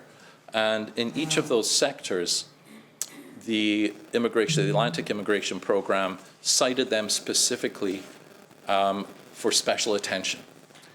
And it allowed workers to come in all of those sectors through this immigration program to support those critical sectors of our economy. And nobody would argue that manufacturing, construction, healthcare, and childcare are not critical sectors of our economy. We need workers there in all of them. Very recently, and of course the federal government has stepped back those immigration programs, and the number of people coming to the PEI can now nominate has been reduced substantially. This is not just a decision made by PEI, and I acknowledge that. The numbers have been cut almost in half, I think, over the last couple of years through these federal programs. But Prince Edward Island has not done itself any favors, I would say, by removing the childcare sector, early childhood educators, from being allowed to apply through a critical sector application through the Atlantic immigration program. And I know, and I've talked about this in the House already in this sitting, that there are a number of childcare centres across the province, centres with hundreds of kids. The one I'm thinking of, the Little Ducklings, and their owner was here just the other day, one of their owners. I think they have over 400 folks, little kids, on their wait list. And that's not untypical for the larger childcare centres that exist here on Prince Edward Island. That's over a number of facilities. They have, I think, 4 facilities. But I look at chances, I think of other, and sometimes there are singular independent childcare centres as well. And I don't know one that doesn't have a wait list. And the totals, the most recent totals that I've come across are that we have over 2,000 spaces. We're deficient in 2,000 spaces. That has obviously an impact on island families. It has an impact on our economy. And at this time, for this provincial government to make a decision to unilaterally, and I'm not talking about the lowering of the number, the hard number of applicants that are allowed to make applications to PEI, but that PEI is removing childcare as an essential designation is absolutely shocking to me. I know that my friend, the Honourable Leader of the Third Party, asked questions about this the other day and really did not receive anywhere near a straight or adequate answer to the questions that and we will be coming back to this in question period, I'm quite sure, and in the motion that we have tabled regarding reinstating early childhood educators as critical workers here on Prince Edward Island through the immigration program. It's something that we absolutely have to do. the centre that I'm thinking of, the Little Duckling Centre in Stratford, about 40% of their workforce come in through, and I know that that a large number of their workforce, up to 40%, have come in to Prince Edward Island and Canada through an immigration program. They were trained here in Canada, licensed here in Canada, mostly in Quebec, and they now work in early childhood and childcare centres here in Charlottetown. West Royalty is very much on top of this file too, and I appreciate the work that he's done on this.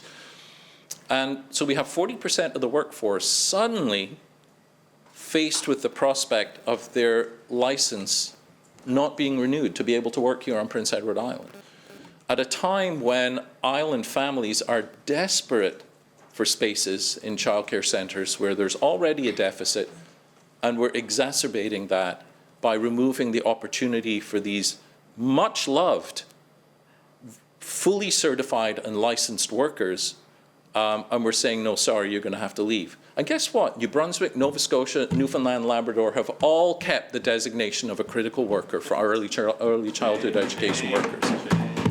So what the hell are we thinking of? That we can remove it here and sorry, Mr. Speaker, I will moderate my language. Same number, but you've removed early childhood educators as a critical worker, and therefore you're telling them that they can't come here. That is not acceptable. And further to that, Mr. Speaker, through the other programs, the PNP and the various other immigration programs that come in here, they are now demanding that the early childhood education workers, and there's a number of steps on the training ladder, if I can put it that way, for early childhood educators. There's stage 1, stage 2, and stage 3. That all the ones that can stay here through the PNP program must be stage 3. They must be level 3 early childhood educators. And guess what? Almost none of them are. They get trained in Quebec, typically, to a level 2.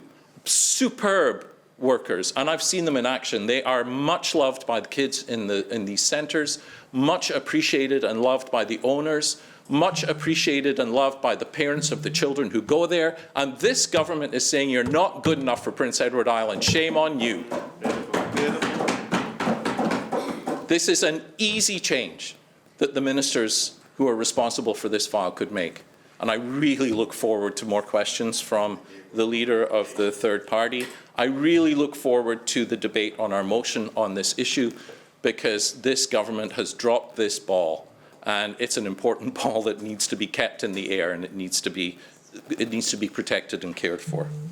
That's just one sector, Mr. Speaker. So when we hear the throne speech talk about we are ensuring that we are supporting them in building the future pipeline of talent needed to meet the demands of our sectors, those are empty words if the actions of this government move us in exactly the opposite direction. Bit worked up here, Mr. Speaker. I need to calm down. Let me have a drink of water here.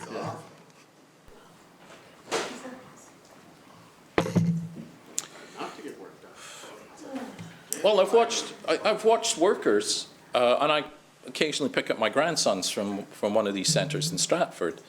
And I had a chat with one of the workers who was in tears talking to me about the prospect of having to leave Prince Edward Island. He loves it here. And again, that love is reciprocated by the kids, and it's just a sin. And I hope that this government fixes these problems.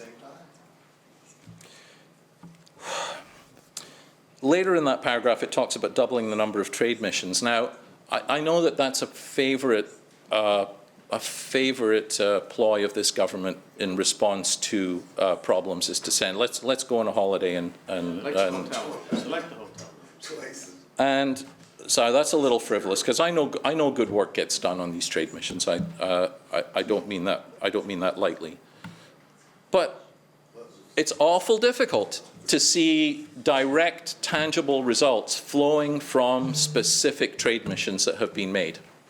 Very difficult to join those two dots together. Show me the money. Show me the results of the trade missions that we have done so far. Contracts. Yeah, that too. because there are so many variables. There's so many things which could lead to growth or reduction in trade or imports or whatever it is. And it's awfully difficult to tie that directly to specific trade missions. So before we double the number of trade missions, and I'm not suggesting that we shouldn't be looking elsewhere to replace the markets which we are likely going to lose and already have lost as a result of the President of the United States' actions on tariffs. I'm not suggesting that we shouldn't be looking elsewhere, but is trade missions really the best bang for our buck? I don't know. I'd love to see a government study that supports that spending money on trade missions has direct impact, positive impact on the economy of Prince Edward Island. But this is a government that seems to be allergic to doing those sorts of reports, whether it's on healthcare workers, whether it's on any sector of the society. Building evidence to support the decisions that you make is not something that I see this government doing well, and I'll talk a little bit more about that later on when we get to the healthcare section. The next section is on agriculture. There's not very much on agriculture, by the way. There's like a paragraph, and I think there's a paragraph here. Maybe there's some other stuff later. I can't remember. Anyway, it of course talks about supporting the agricultural industry, and that's something that governments on Prince Edward Island have done. Of course, it's such an important part of our economy and our culture and our tradition and our society. It's literally who we are. And 100 years ago, if you were an islander, you were almost by necessity, every single person, a farmer of some kind. 85% of folks 100 years ago lived and worked on mixed farms. Obviously, that's changed. We have a far, far, far fewer number of folks who are involved in agriculture now, but its importance to our economy has not diminished. So yes, supporting agriculture, perfect. It's exactly what we have to keep doing, particularly at a time when some of our products, and I'm thinking of potatoes here, have been banned from, and this was before Trump's tariffs, banned from the American market. And Mr. Speaker, I want to point out a mistake in the throne speech here. It talks about, another one. It talks about a program for farmers who have limitations on their use of farmland because of the recently released potato wart management plan.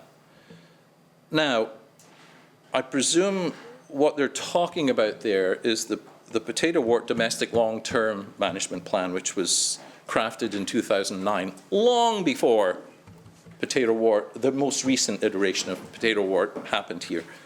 On that plan, if you go to the CFIA website and you put in potato wart management plan, it says this page has been archived.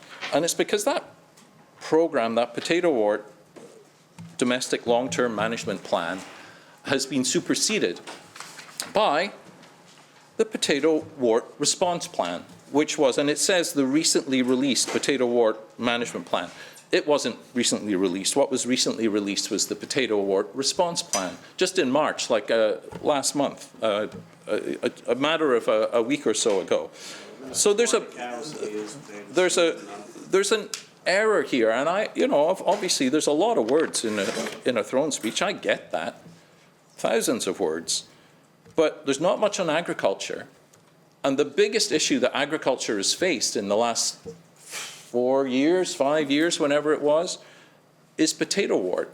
So for the only reference to agriculture in the throne speech, to not even get the plan which is being used to bring our industry back here on Prince Edward Island. This is not a provincial plan, this is a plan through CFIA, but it obviously impacts PEI directly. You didn't even get that name right. What? That's sloppy. That's not okay. So at the end of my remarks, Mr. Speaker, I'll be proposing an amendment to the throne speech to correct that very error, because it's important. It needs to be correct. It needs to be accurate. I'm not going to do that now because then I'd have to sit down. But I'm going to hold that in my back pocket, and I will be bringing that forward at the end. And again, maybe it's symbolic, but for me, that really annoyed me. That we talk a good talk about supporting our agricultural industry and we get all up in arms about what's going on. Quite rightly so, our seed potatoes are still not allowed.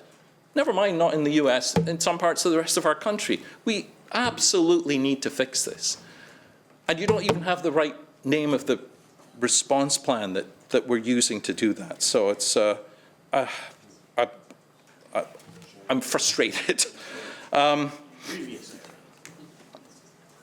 So, the only thing so it talks about the potato wart management plan, and that's great, except it's the wrong name. But it also talks about, and this is a real problem on Prince Edward Island, large animal vets here on PEI, and I'm sure many others in this House have been contacted by farmers, and particularly owners of horses on Prince Edward Island, where there's a real shortage of large animal vets. And it's creating real issues in many parts of the province. So I'm really glad to see, and here, this is what it says. My government will also work with the Atlantic Veterinary College to address the shortage of large animal veterinarians in the province, and this is the bit that gets me, moving towards the goal of ensuring half of the admissions. So remember I talked about how many qualifiers you have in any sentence? Moving towards the goal. That doesn't say we're going to do it. It doesn't say when we're going to do it. It doesn't say how we're going to do it. That's not going to happen. And I realize, I mean, the Minister of Health and Wellness today talked about it takes 10 years for a doctor to go from going into a program to becoming a fully fledged doctor when she or he is able to see patients. And that's true in the veterinary world as well. I get that this is not a simple fix, but you could do better than that, moving towards the goal of. So many qualifiers, it basically becomes meaningless. The next paragraph, and there are precisely 5 lines and 1 word related to this, is on the oysters and the challenges that we have on Prince Edward Island. 5 lines and 1 word. The minister responsible, Fisheries, Tourism, Culture and Sport, and I and Borden Kincora and O'Leary Inverness attended the Aquaculture Alliance event. Well, I was only there this morning. I know the minister was there last night as well, to talk about what is undoubtedly the most potentially devastating pathogen since the Malpeque oyster disease on in our waters. There's a ton of work being done, and I listened to 3 or 4 presentations this morning in the time I was down at the Aquaculture Alliance event. None of them, as the minister alluded to in his remarks earlier today, none of them gave me comfort or confidence that this is something that we can resolve in the near term. Other places, Chesapeake Bay, Delaware Bay, have been dealing with MSX, and I'm going to talk about Dermo in a minute, for decades, 50, 60, 70 years. And they're still living with it. The presence of MSX is still very much there. They've managed to maintain an oyster industry, as I sincerely hope and pray that we can here on Prince Edward Island. But it's not what it would have been in the absence of MSX. And it's not new to them. They've been dealing with it for decades, as I said, and they've developed strategies, and they obviously have tailored the harvesting techniques and volumes that they have and the processing in the market around dealing with or accommodating what they expect every year from their oyster beds with MSX being present. Here on PEI, we've never dealt with this before, and we're looking at mortality rates, 80, 90%. In fact, this morning, one of the presenters said that they introduced new oysters to an area in Baddeck Bay where they knew that MSX was present. They introduced them, and within 40 days, 100% of those oysters had MSX, 100%. This is it is already devastating. And I know that O'Leary Inverness, yeah, you do keep asking questions. You're a tremendous advocate for this sector and this industry. And I know that you and I have attended meetings as well of the Shellfish Association. Bob McLeod has been a tremendous spokesperson for the group, and others, of course, but Bob was on the radio a little while ago and really expressing very eloquently the challenges that the oyster fishers, particularly the wild oyster fishers, are challenged with here, but all of them. There's so little that we know about this disease, even after decades and decades and decades of its presence and devastating impact in other waters. We still don't know what the intermediate host is that transfers MSX from one oyster to another. We still have very limited strategies to mitigate the devastating impacts of MSX on oyster beds. And again, this morning, it's tremendous that we're establishing a hatchery here on Prince Edward Island to try and create oysters that are naturally resistant to MSX. But it's not going to be easy. And so when I see in this document 5 lines on one word related to the oyster industry, and not one word about financial supports for the fishers. That absolutely, I'm almost as disappointed in that as I am about the designation of the early childhood educators. Those fishers are going to be in the water. Yeah, another month. Yeah, a month. It doesn't look like the areas that were affected last year have recovered. In fact, that would be very surprising. Of course, we all hope for that. That's the vain hope that we're all clinging to. But it doesn't look like that. It looks like this industry is going to go through a very difficult time. And I appreciate the innovations that the supports that the minister has talked about. He mentioned them in his speech to the fishers this morning down at the Delta, and a little bit in the conversation he had earlier today in this House. But at no point, and I listened really, really carefully, I thought, okay, here's the opportunity. Surely they're going to announce that they're going to come forward with financial supports in terms of what we did with CERB during COVID. I'm not sure what it would look like. I don't know, and I'm not the minister for this file, but he is.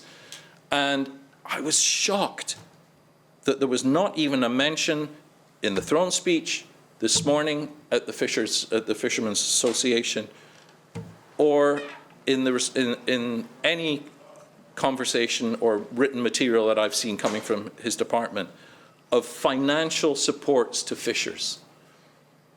We need to do that. We need to do it immediately. We need to know, these fishers who are going to be out in the water in a few weeks need to know that if the oysters that they're pulling out of the water are not saleable, if there are no buyers, as Inverness O'Leary suggested, no buyers, no industry. If the buyers are not buying, we need to be able to support this critical part of our economy and of our society and make sure that those fishers have the supports that they need. And that's going to mean money out the door directly to those fishers. Yes, we're doing some good stuff in terms of research and the development of the hatchery and loans, but loans for people who cannot afford to pay it back because they have no income is of no use to them. So let's fix that. Let's fix that right now. I look forward to an announcement tomorrow from the minister saying that they're coming forward with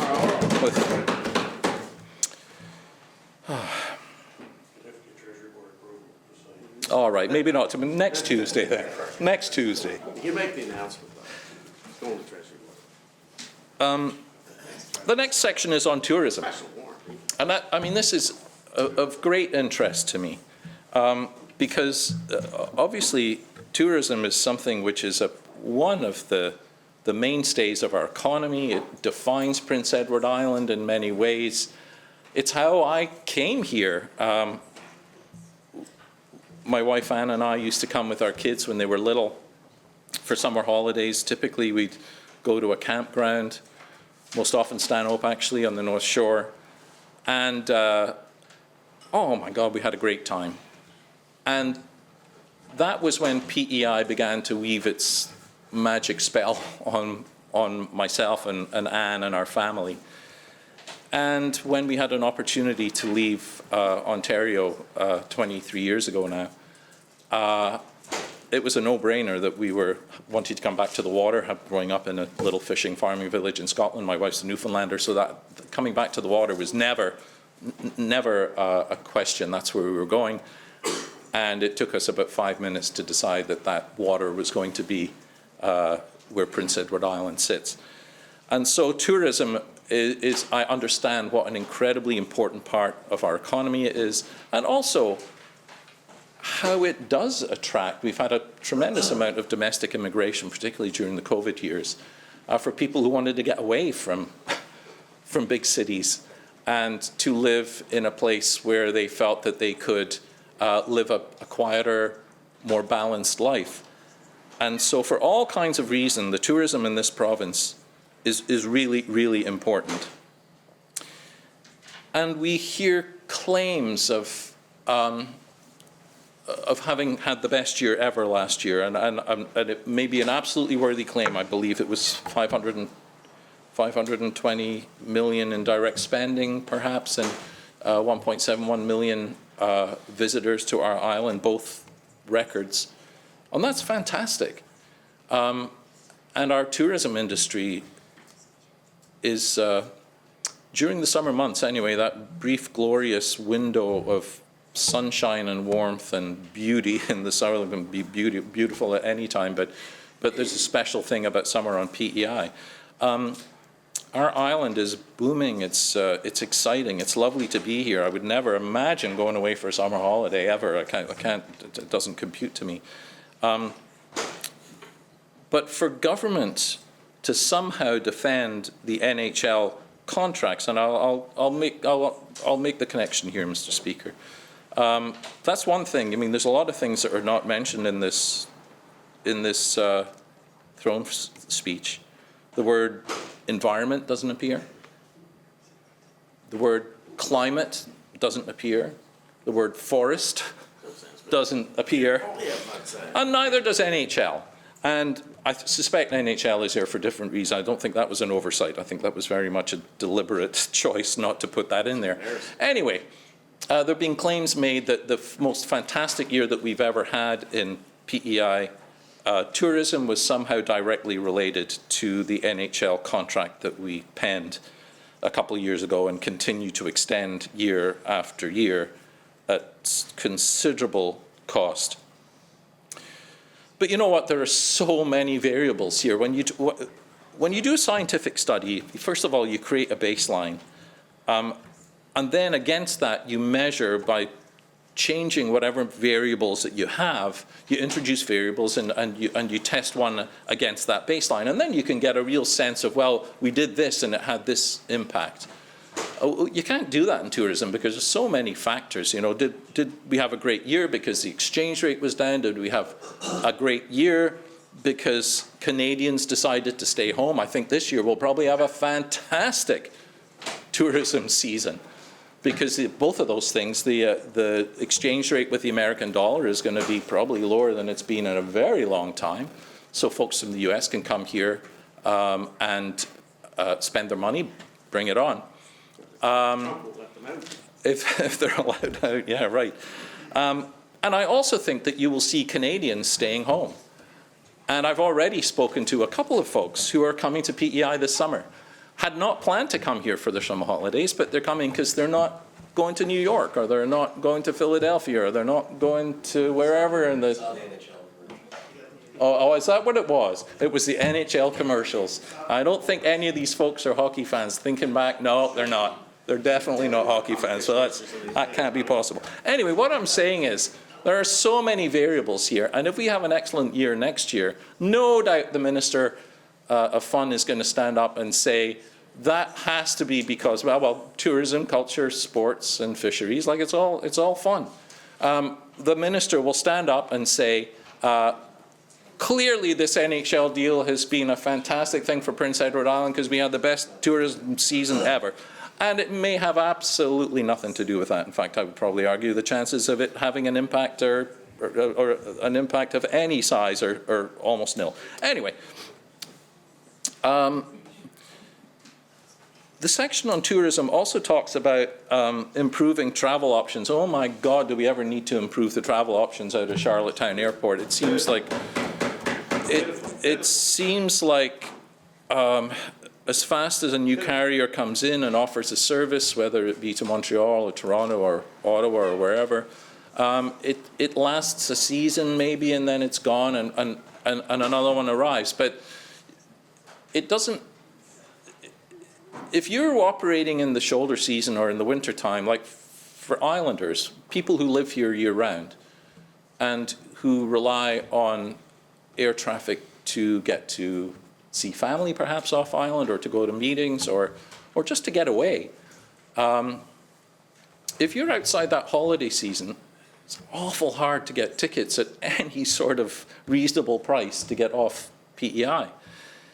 It's in the summer, when the tourism industry kicks up, that we seem to have less trouble. A lot of these airlines, of course, recognizing an opportunity for business. I get it. Like, it's not, as Ronnie McKinley would say, it's not rocket surgery. It's pretty obvious. I love that. That was one of my favorite Ronnie-isms. Anyway, it's pretty clear what's going on here. There's a market. The airlines come in, and tourists rarely have any issue finding competitive prices to come to PEI, because there are options. But for those of us who live here and are served year-round by this airport, it's not so easy.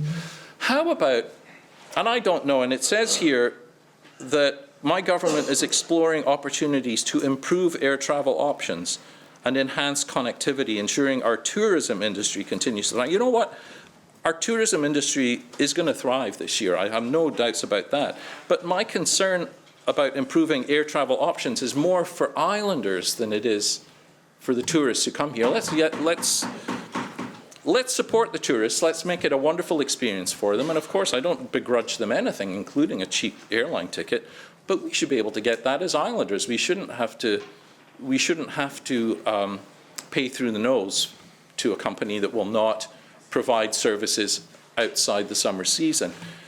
And I don't know what's possible. I don't know whether government can have any impact at all on the seasonality of airline schedules, and whether they can bring airlines or create a situation where, yeah, you want to be here in the summer when you're going to make a huge amount of money off our tourism season. Well, you know what? You have to at least provide a skeleton schedule during the rest of the year, and service the Islanders who make that tourism season possible and live here unable to get off our island without paying through the nose. I mean, I'm spitballing here, and yeah, okay, that's fair. But I am saying that, yes, and this is again indicative of this government, I think. We want to improve travel options, but it's for the tourists. It's not for PEI. It's not for PEI Islanders. And again, that's okay, but it shows where the empathies and this government is at. And I fear that PEI is in danger of sort of heading down that road of becoming, if I can put it this way, a boutique province where only the very rich can come and party here. We've seen that in other areas of the world where the folks who live there, whether it's in Barcelona, whether it's in parts of the eastern seaboard of the US, where the locals can no longer live in their community because the housing is so expensive, because the services are only seasonal. And I would hope that in all of our efforts to bring people here to PEI, whether it's permanently as residents or in the tourism season, that we don't forget that this is a place where Islanders live, and that we have to maintain a community here. We have to make sure that Prince Edward Island remains an amazing place to live, work, and play. And that's not just for tourists, it's for those who live here.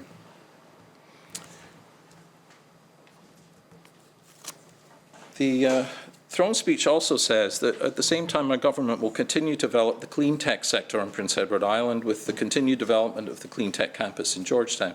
And I'm really glad to see this re-emphasis. I know work has begun there. Shovels really are in the ground there, and that's great. That makes me excited.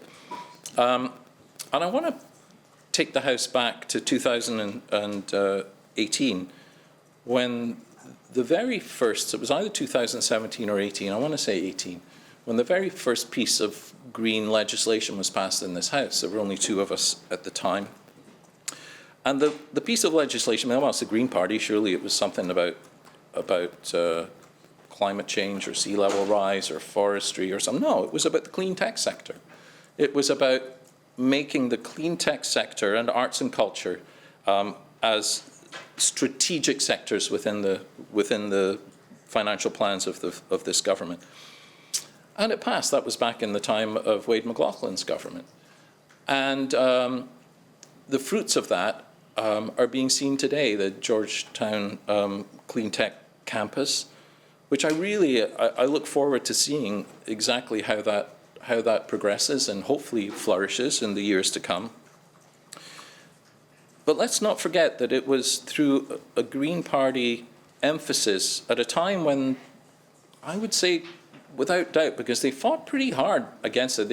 Ultimately, it passed in the House, but it was a very lively discussion suggesting that we don't actually need to make clean tech a strategic sector, and arts and culture doesn't need to be supported any more than it is. And I should say that by designating it as a strategic sector, it's kind of the same as the early childhood educators as being essential workers. When you designate something as a strategic sector, you get access to funding that you would not otherwise get, and it places an emphasis on that part of the economy as something that your government wants to pursue. And you have, and that's great, and I'm glad to see that. And the clean, again, I don't know what the plans for the Clean Tech Campus in Georgetown are, but I'm looking forward to seeing that. The next bit I find really interesting, and it's about exploring ways for islanders to invest in local businesses right here on PEI. I love the idea of being able to invest in local businesses. I talked a little while ago about a couple of examples in my own district, and I know there are many, many others, where when there is an incentive or an inducement from government for local folks to invest directly in a local business, it removes those investments from wherever else they may be, in oil and gas companies, for example, in companies that make armaments, in mining companies that may be causing damage and disruption to the environment and communities in other countries. And it says, you can make good money, you can make a return on your investment by investing in a local company. And I love that idea. The CDEP program, this Community Economic Development Business Program, yeah, great program. And when government, and the wording here is that the goal is to make it more accessible. This is a Community Economic Development Business Program I'm talking about here, which already exists. But it's saying the goal is to make it more accessible and to help keep investment dollars on Prince Edward Island. Here, I love this. This is how you build a sustainable, a resilient local economy in my mind. And I looked up the rules of the CEDB, and it's in the Department of Finance, and in order to qualify currently for the CEDB, you have to have less than, so it's directed at small local businesses. You have to have less than $25 million in assets. There have to be less than 100 full-time employees or equivalent of, and 75% of the wages for those employees must stay here on Prince Edward Island. So it's a really heavy local emphasis, and it's on small, and it's on innovative. And so when it says that the goal is to make it more accessible, I'm really excited to see it. Those seem like really solid benchmarks to me and parameters for a program that is designed specifically to encourage investment in local small businesses. I don't know how we could make that more accessible. I hope it's not going to water down those definitions. If anything, that's not how I read this. And I'm hoping that, because I don't know how many companies actually have benefited from the Community Economic Development Business Plan program. I suspect it's not a lot. I don't have the figures on that. But if the changes that we make are going to encourage more investment here in Prince Edward Island and more small, local, successful businesses, bring it on. So that's one part of the throne speech that you have my wholehearted support for, and I just look forward to seeing what that is. The next section is about social enterprise incubators. My government will create a social enterprise incubator. I'm going to read this whole section, actually, because I don't quite understand what it means. That will allow nonprofits and community sector organizations, and we all know a huge number of fabulous nonprofits and community sector organizations here on Prince Edward Island, to explore and experiment in expanding to be social enterprises. Wonderful idea, where it's not all about the money, it's about what you can contribute in other ways to your community, and using the profits to reinvest into their clients and causes. Now, most of the nonprofits and community sector organizations I think of are ones that provide services. They don't make anything, they don't manufacture anything, they don't have anything to sell as such other than their services. So I don't quite understand how using their profits to reinvest in their clients and their causes fits with this idea of nonprofits and community sector organizations. I look forward to a discussion around that and exactly what government has in mind, because I think there are wonderful opportunities. Any business can be a social enterprise that chooses to be so. And I really look forward to that incubator taking form, and so we can have a look at it.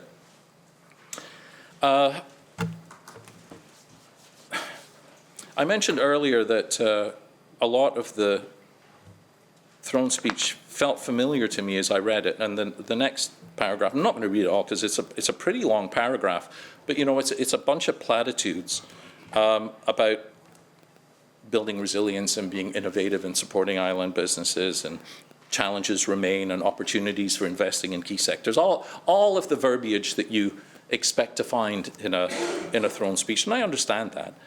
And I went back and I looked at a couple of previous throne speeches, and with a few bits of cut and paste, that whole paragraph there could have been from a previous throne speech. And I understand that, you know, pleasant words are part of a throne speech, but I'm far, far, far more interested in what policies get enacted flowing from a throne speech.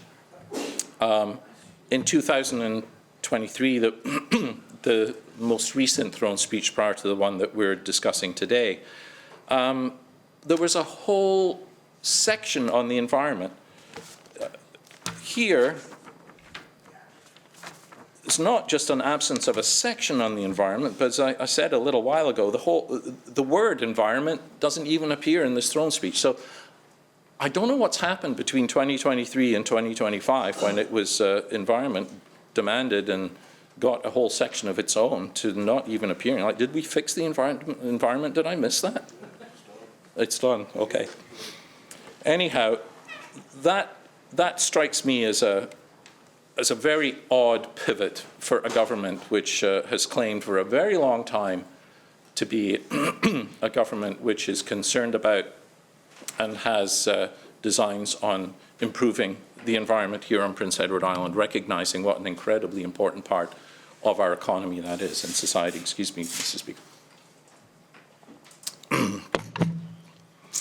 Securing our workforce is the next section, not securing our environment, but securing our workforce. And it talks here about, of course, how a strong economy depends on a strong workforce. And I'll quote, "Our goal remains the same, to continue to grow the workforce, but we will also continue to foster opportunities for those in the workforce to meet their full potential." Well, a lot of our workforce, of course, are younger folks. You see a big demographic shift, and I can't think what the phrase is, but the economic jargon for, it's not jargon, the economic description for the number of folks in the workforce. Oh, dependency ratio, that's what it's called. The number of folks who are actually working in the workforce as compared to those who have to be supported by the tax dollars that are generated by that workforce. And that's something that's actually improved on Prince Edward Island. I know Wade McLaughlin made a concerted effort to change that in a leaders' debate. He talked about numerators and denominators, which you shouldn't do in a leaders' debate, by the way. I just, FYI, if you ever end up there, don't use words like numerator and denominator. Anyway, what he was talking about was the dependency ratio. And how important it is that the demographics on Prince Edward Island be such that we have a sufficient tax base to support the programs that we need here for everybody. And the problem is that as a young person now on Prince Edward Island, that goal to continue to grow the workforce, and for the first time, probably many of us in the House would be aware of this, so the first quarter in a very, very long time, our population on PEI actually went down, only by like almost literally a handful of people. I think it was like 30 people or something. But that does demonstrate a change, a shift in the direction that we have been in demographically for quite a long time now, which was to bring in young workers and to improve that ratio. But the problem is, if you are a young worker, and I don't care whether you're somebody coming here from another country or from another province, or whether you're a young person who grew up here on Prince Edward Island, in order for that workforce, and again, according to the throne speech, to foster opportunities for those in the workforce to meet their full potential, well, to do that, you need to have an affordable home to live in. You need to have access to primary health care. You need to have goods that you can actually afford on island salaries. And all of those things have changed for the worse in the last 10 years or so, particularly in the last 5 years. So if we want to secure our workforce and ensure that they, particularly these young folks, are able to stay here in comfort and confidence and security, we have to make sure that our economy reflects that the gap that has grown, spiked between the wages that are earned here on Prince Edward Island and the cost of living, that gap has just widened dramatically in a very short time, that we need to fix that, or these young people are not going to be able to meet their full potential, or in fact, they will decide to go and try and meet their full potential elsewhere. And I look at the pages in this room, and I worry about what opportunities exist for you. And I am concerned that those of us who are here in this legislature who must distribute the funds in a budget, and that's coming up very shortly, for the priorities that we believe are the most important for Prince Edward Island and all islanders, that we continue to make choices that are not supporting young people. As we'll see when we get further through this document, there's actually very little mention of youth and young people in this throne speech. It's almost like they're an afterthought. And again, maybe that's indicative of where this government's priorities lie. I hope not. I hope for the sake of our young people and the folks who have decided to move to Prince Edward Island that we are striving to create a society and an economy here that will allow them to reach their full potential and stay here. Reactionary is right.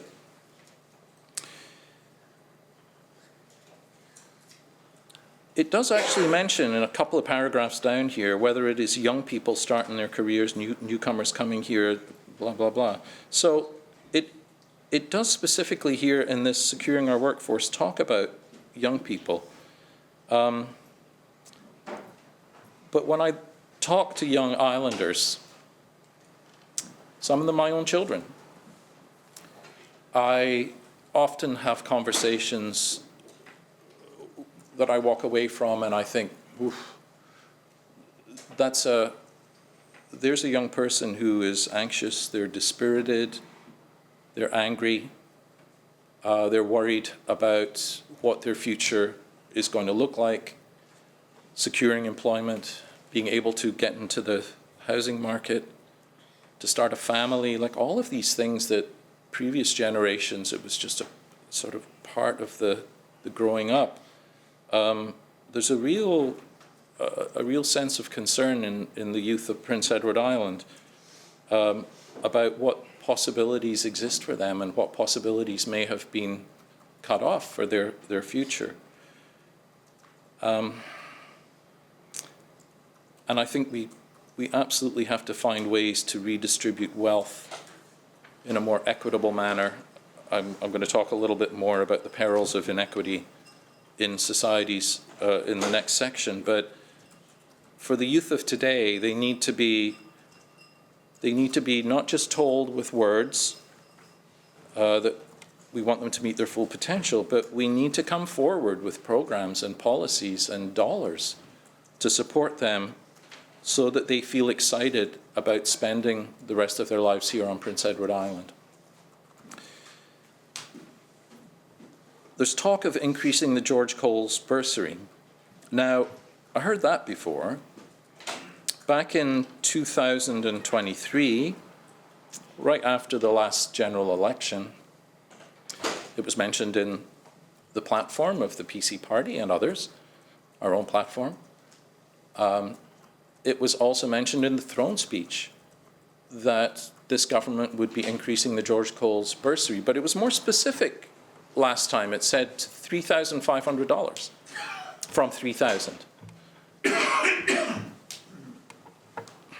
We haven't done that. It's been increased somewhat. It's gone to $3,200, but it has not gone to the $3,500 that was promised. And it wasn't just the dollar figure that was promised. It talked about expanding eligibility for the George Coles bursary so that islanders who wanted to study in a particular program that was not available on PEI, because currently you have to study on Prince Edward Island to get the George Coles bursary, but what if you're enrolling in a program that doesn't exist here? It makes you ineligible for the George Coles bursary. Government said, we'll fix that. We'll expand the eligibility to include programs that are not available. That has not happened. Well, if it is available, you can't get in.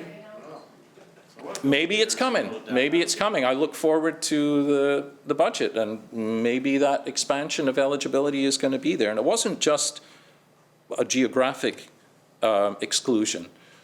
Those who were entering into a postgraduate program, let's say you went off island and you did a graduate program in some other university, and you came back to PEI. First time you'd studied on PEI, and you wanted to do your master's program at UPEI.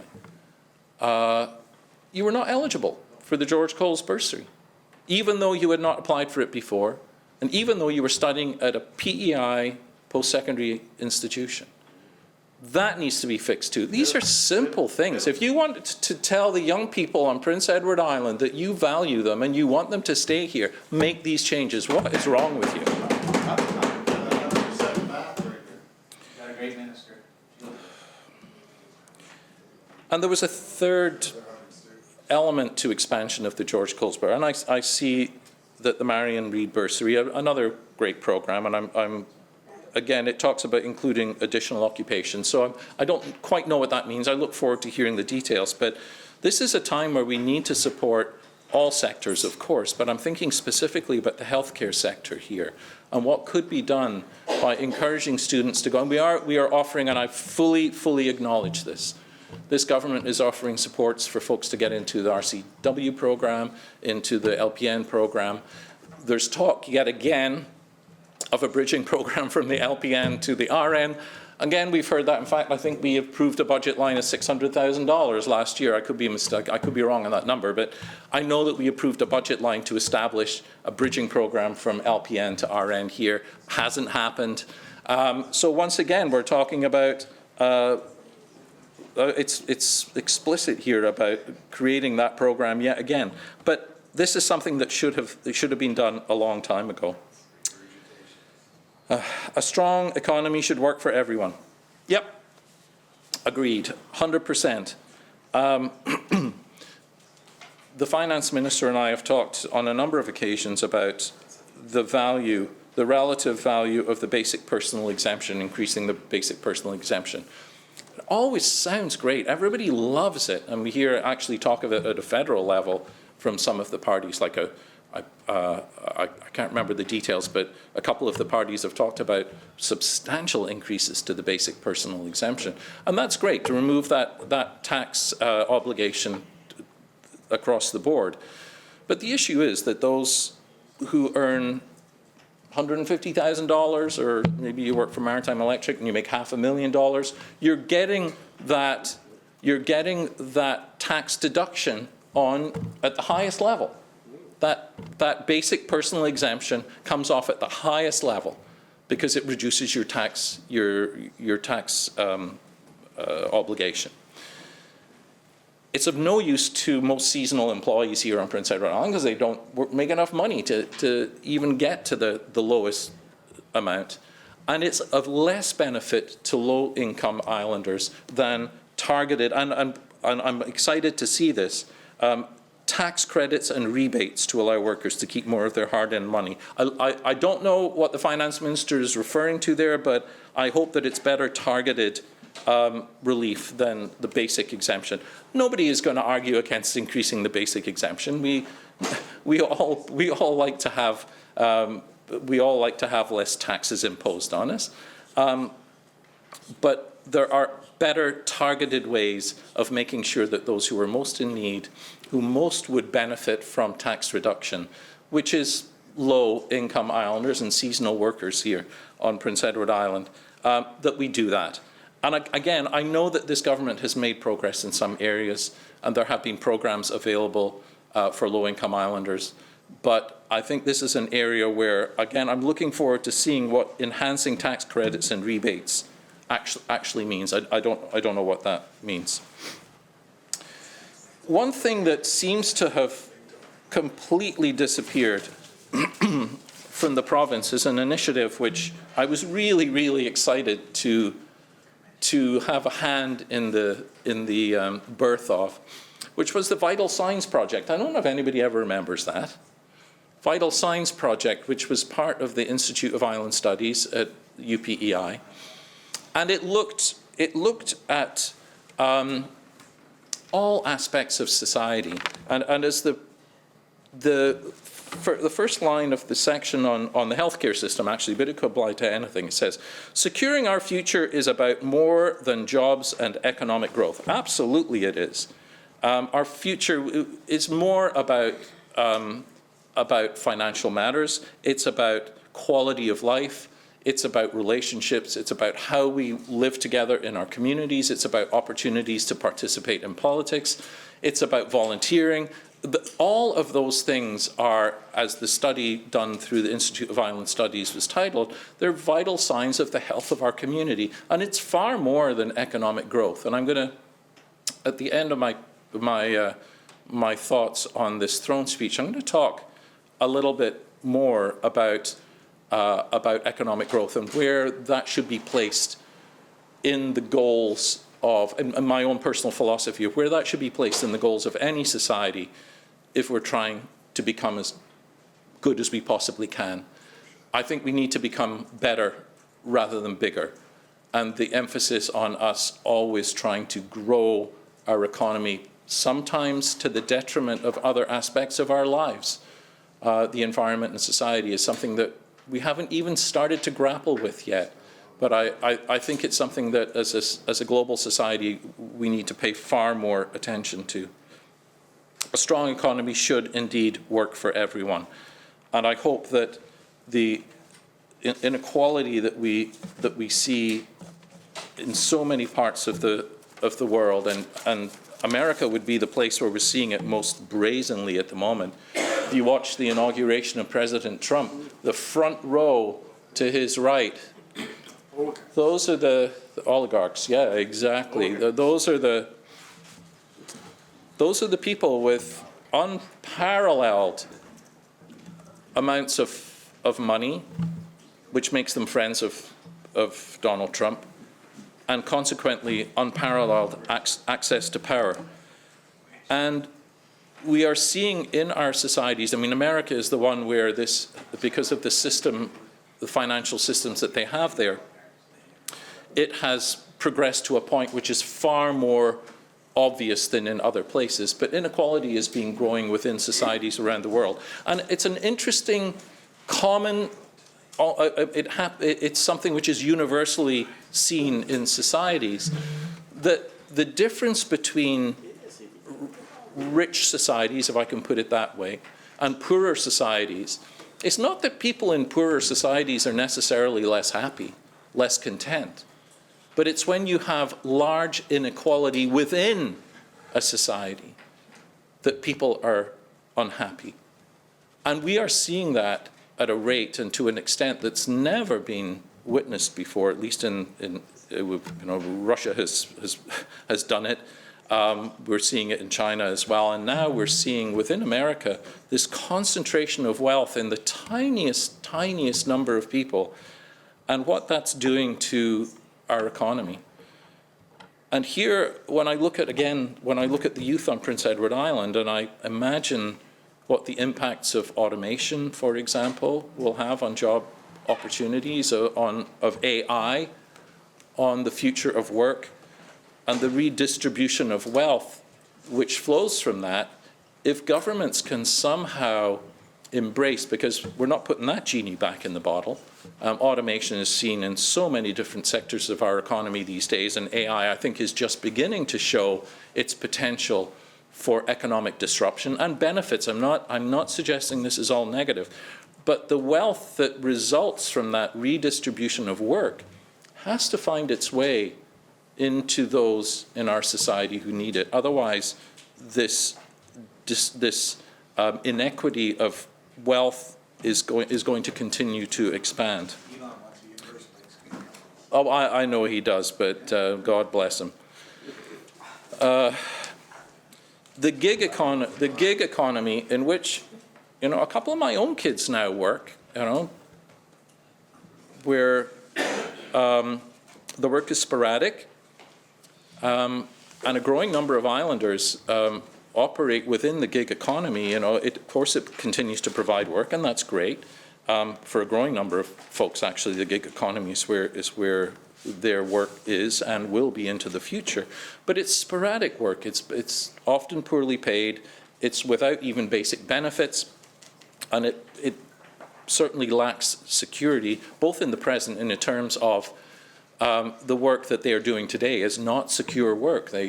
They're in and out of occupations and working by contract. So it doesn't lack security. It lacks security in the present. And it also, because there's almost always no pension plan attached to that sort of occupation, it completely lacks security in the long term as well. And that's a real concern for me when I look again at my own children and the youth of today, how they're going to manage this inequitable and increasingly inequitable distribution of wealth that we see within our societies. Basic income guarantee. Something that we have talked a lot about here on Prince Edward Island, and it was actually the first motion that I ever got passed in this House, and I couldn't quite believe it when the day I introduced it. It passed unanimously. And we've seen around the world that models of a basic income guarantee have been brought forward. But I'm telling you, Prince Edward Island, at least when it comes to talking about this, we are a world leader, literally a world leader. We have, for 10 years now, discussed the benefits of basic income guarantee. We have created special committees here through this legislature. We have provided reports which are being discussed. I know this because I was speaking to one of the federal leaders earlier this morning and yesterday, that are starting to shape federal policy during this election campaign. So we are great at talking about a basic income guarantee, but we are absolutely terrible at actually executing it. It seems that that writing letters to federal ministers is the extent of the ambition of the various ministers that have occupied the file provincially. No, I'm carry on writing those letters, but that's not putting money in the pockets of islanders. We don't have a basic income guarantee here. The thing which we claim to have a pilot that is a basic income is no such thing. It's no such thing. It has none of the elements of what a basic income guarantee actually looks like. It's not universal to start with. It's set at an incredibly low rate, so it's certainly basic. And it does not, it's a sort of a, if I could put it this way, it's an attempt to streamline a variety of state supports and benefits that already exist, whether that be disability or EI or rent subsidies, into a program which we're now calling a basic income guarantee. It is anything but that.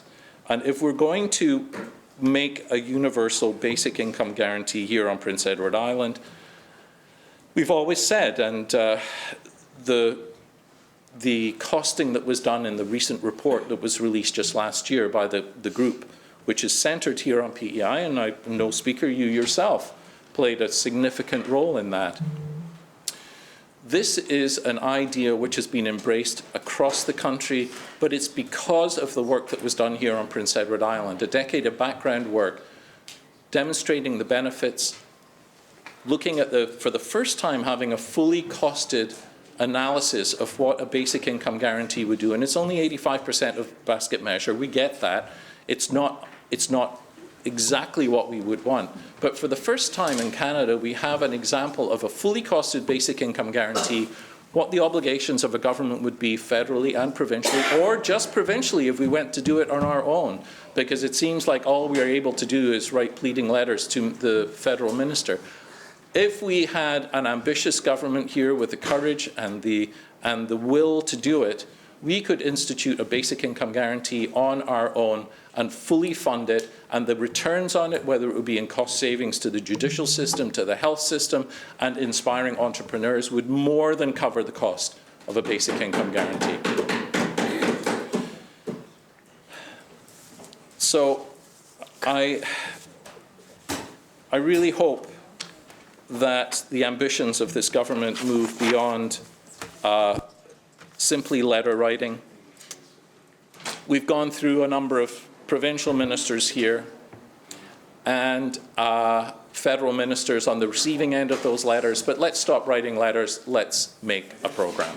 Mr. Speaker, I realize that we're at the time to change over here, so I'm going to adjourn debate, seconded by the leader of the third party. Thank you. Thank you, Honourable Member.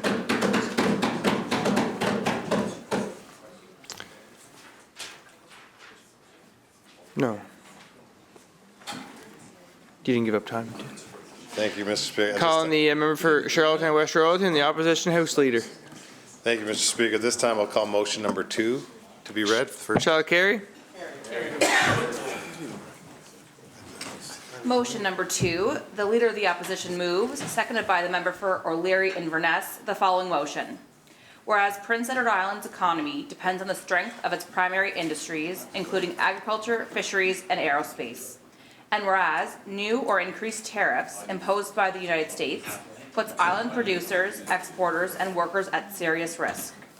And whereas these tariffs could lead to higher costs, reduced market access, and economic hardship for PEI businesses and families. And whereas PEI farmers, fishers, and manufacturers have built a global reputation for high-quality, sustainable products and deserve a government that will stand up for them on the world stage. And whereas the provincial government has a responsibility to advocate for PEI's industries and work with the federal government to push back against unfair trade policies. Therefore, be it resolved that this Legislative Assembly urges the government of Prince Edward Island to take immediate action to defend PEI's industries by actively engaging with federal government and industry stakeholders on a strong response to these tariffs. Therefore, be it further resolved that this Legislative Assembly calls on the provincial government to press the federal government to pursue all available diplomatic and trade measures to secure fair access to U.S. markets for PEI producers. and therefore be it further resolved that this Legislative Assembly stands with PEI's primary industries. I'll call on the Leader of Opposition to begin debate. Check it out. Podium over there, or is it gone? Podium there, Liam. Oh, it's over there. Okay.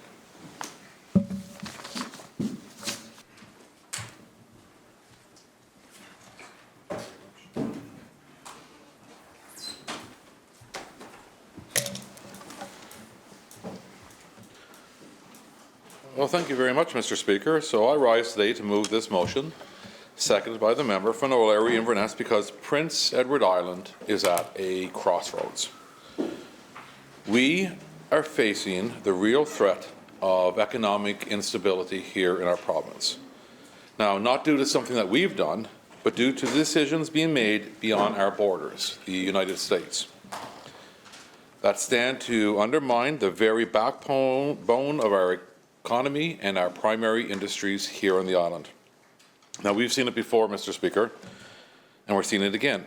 Tariffs, trade distributions, and political decisions in Washington that have ripple effects on families and workers right across this province of ours. We know that over 50%, in fact 51%, of small businesses on PEI trade directly with the United States. Now, that's not a statistic, that's thousands of jobs. That's communities who are depending on strong exports in fisheries, in agriculture, and manufacturing. And that's livelihoods that are on the line.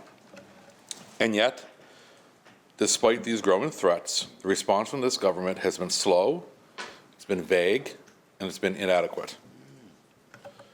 Mr. Speaker, we need to be absolutely clear about what is at stake. New or increased U.S. tariffs could severely impact. Let's begin with our agriculture industry, our potato industry, which has only just begun to recover from previous trade disruptions, could once again face uncertainty and block access to critical markets. We know that agriculture is our #1 economic driver here on Prince Edward Island. We have farms from tip to tip that we have farms that have families living in, I would say, every community on Prince Edward Island, if not pretty close to every community right across Prince Edward Island. The potato industry is the #1 commodity within agriculture, and the United States is the largest import of that product, as they are with many of the products that leave the island for export. And many families, many communities depend on the agriculture industry to get them through the year, to put food on their table, to put clothing on their back, to educate their students, to put money back into the communities, to infrastructure in their communities, and right across the province, collectively, they will go to the provincial level to help with the costs of the province for healthcare, infrastructure, roads, etc. So agriculture in itself, I don't need to keep repeating it. That industry is very, very important to the island economy. We need to do everything we possibly can to protect that industry, to protect the products that we have. We also need to not rely so much on the United States, because we're learning now someone in a position of power can make decisions that can change our economic situation really quickly, like very, very quickly, and it's actually quite scary. So there needs to be more done on diversity, a diverse market, to look for to other countries, to network at any possible opportunity that we have outside of the United States, to explore, to expand, and to develop new agreements with other countries all around this world. I don't see that. I'm not convinced that this government is doing that. They've had 4 months of knowing that these tariffs potentially could happen. They had 4 months to put a plan together. so that islanders, regardless of what sector you come from or you work in, would have some protection, would have some kind of reliability to know that the government has their back if times get tough for them. We haven't seen that. We have not seen that in 4 months from this government. And it's unfortunate. And I know many times last week we've questioned who's really leading this party over there, because we're getting different responses from different ministers and that actually contradict what the Premier might be saying. And that doesn't really give much assurance or confidence to islanders that they have their backs, that they're going to be there when these tariffs do hit. And I mean, tomorrow is Liberty Day, or whatever he wants to call it, in this Liberation Day in the States. And, you know, they have a day of celebration.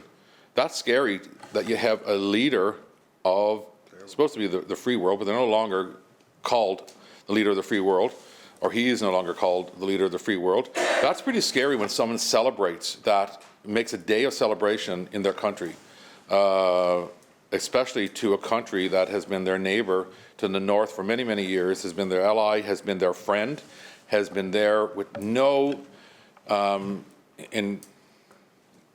issues that they couldn't deal with or work through. And yes, we are a small province, but we have to take care of our own. We can't sit back and rely or wait for others to come in to save us like so many times before. We have to encourage, I know in opposition, this government. They were the ones that wanted to govern the island. They went and talked to these sectors right across the province, all of our industries, and said, you know, we're here for you. We are listening to you. We will be there for you. And when times are tough, they're nowhere to be seen. Nowhere's to be seen. Islanders deserve a lot better from this government, and they deserve a government that can develop a plan, a cohesive plan. I can go into this contingency plan that I've been asking for a long time. Other jurisdictions, other provinces have come forward with one a long, long time ago. And we have yet to see it. Of course, we heard indications that may be in the budget, but I mean, still, it's 4 months. The budget still hasn't hit the floor yet. So we don't know what that contingency plan will entail. You know, the tariffs tomorrow, we don't know how that's going to impact island businesses and on the industries here in Prince Edward Island. That should have been out before this. The plan should have been out before this, and we didn't see it. So there's no assurances from this province that they're even going to be there whenever islanders need them. So the economic impacts on our island industries, of course, agriculture. Another one is the fisheries. And coming from a fishery community where we have, I said it the other day, 4 ports in my district, one of them being the largest small craft harbour in Atlantic Canada. Fishing is our primary economic driver. To many families in the community that don't fish, they make a living through what these fishermen and the agriculture industry spend within our communities. So they are the drivers, the economic drivers in my region, and they're the economic drivers in many regions right across this province, and they need to be given the respect that they deserve.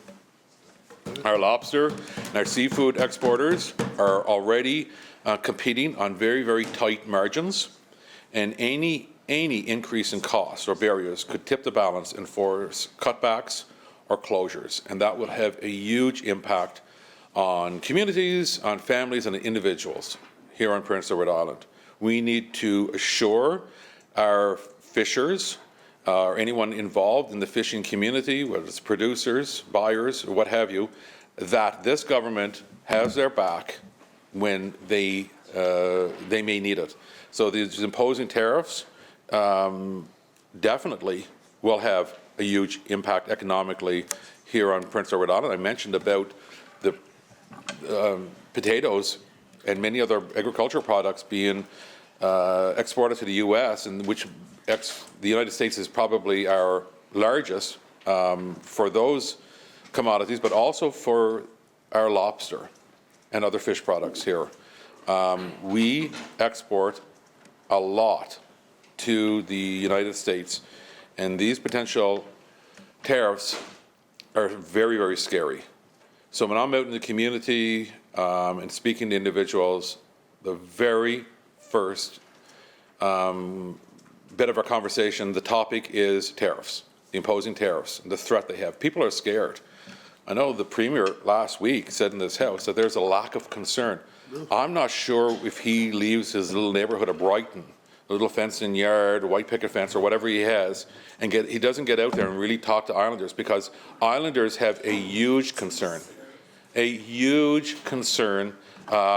the impact that these potential tariffs will have, not only on the communities, but on themselves. So that concerns me, is that if this Premier doesn't get it, these ministers don't get it, then there's not going to be a plan put forward, and there will be no security there for Islanders when these tariffs are imposed, and these industries and families, individuals, feel the impact of that. That's scary, and that's something that is conveyed in every conversation I have on Prince Edward Island. So regardless of what side of government I've been on over the many years I've been here, I always stood up for my district. And I always stood up for my district, because they are these industries impact the families of my constituents. I was elected to represent their needs and be their voice in this House, and I will always, always put their needs first. And right now, there's a huge concern, a huge worry about these imposing tariffs that will impact the economy of Prince Edward Island. And again, fishing and farming are our two primary industries. There is a lot of concern out there. We have the crab fishers will be going out soon. Snow crab, lobster fishers will be going out on the 25th of this month. They want to make sure that their product has a sale that's going to bring back a return, that's going to give them a living, plus pay those individuals who work for them, that they're going to make enough lobster and have enough product to sell, whether it's green or if it's in the production plant, that product then will also be able to be sold. And if the U.S. has tariffs imposed on those products, then this government had 4 months to find new markets, to find new trade partners, to, again, like I said, expand agreements that are already in existence, with other countries right across this world of ours. I haven't seen that.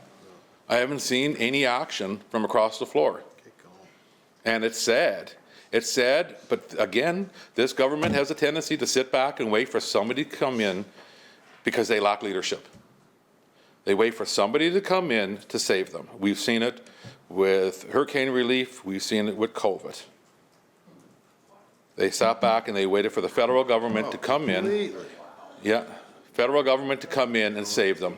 Yeah. Yeah, I don't need to fact check that. I can fact check that 90% of the funding for COVID relief came from the federal government, if not more. So that's a fact. That's a fact.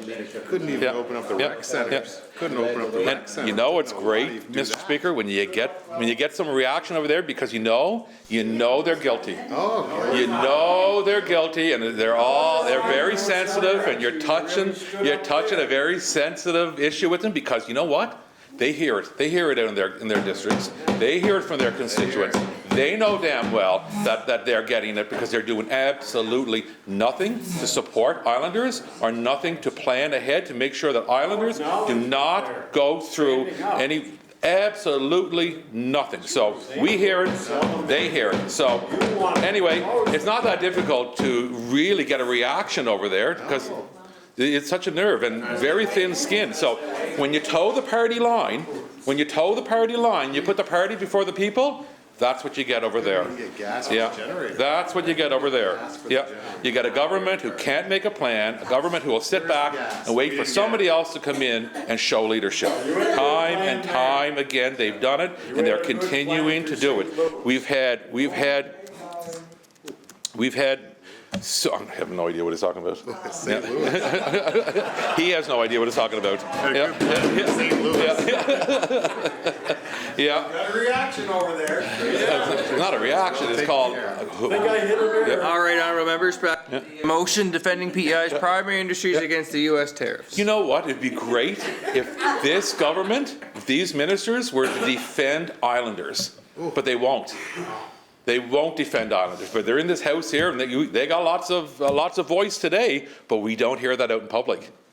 We don't hear that out in public. You know, the leader will come in, whoever that might be of the day, will come in, and they all are behind him like a bunch of little penguins. You know, how do we keep our little position in here? Well, we'll just keep agreeing with everybody. We saw that last week when there was a vote in here. It's supposed to be an open vote for speaker. Whipped. We saw it was whipped. They wouldn't even vote for themselves.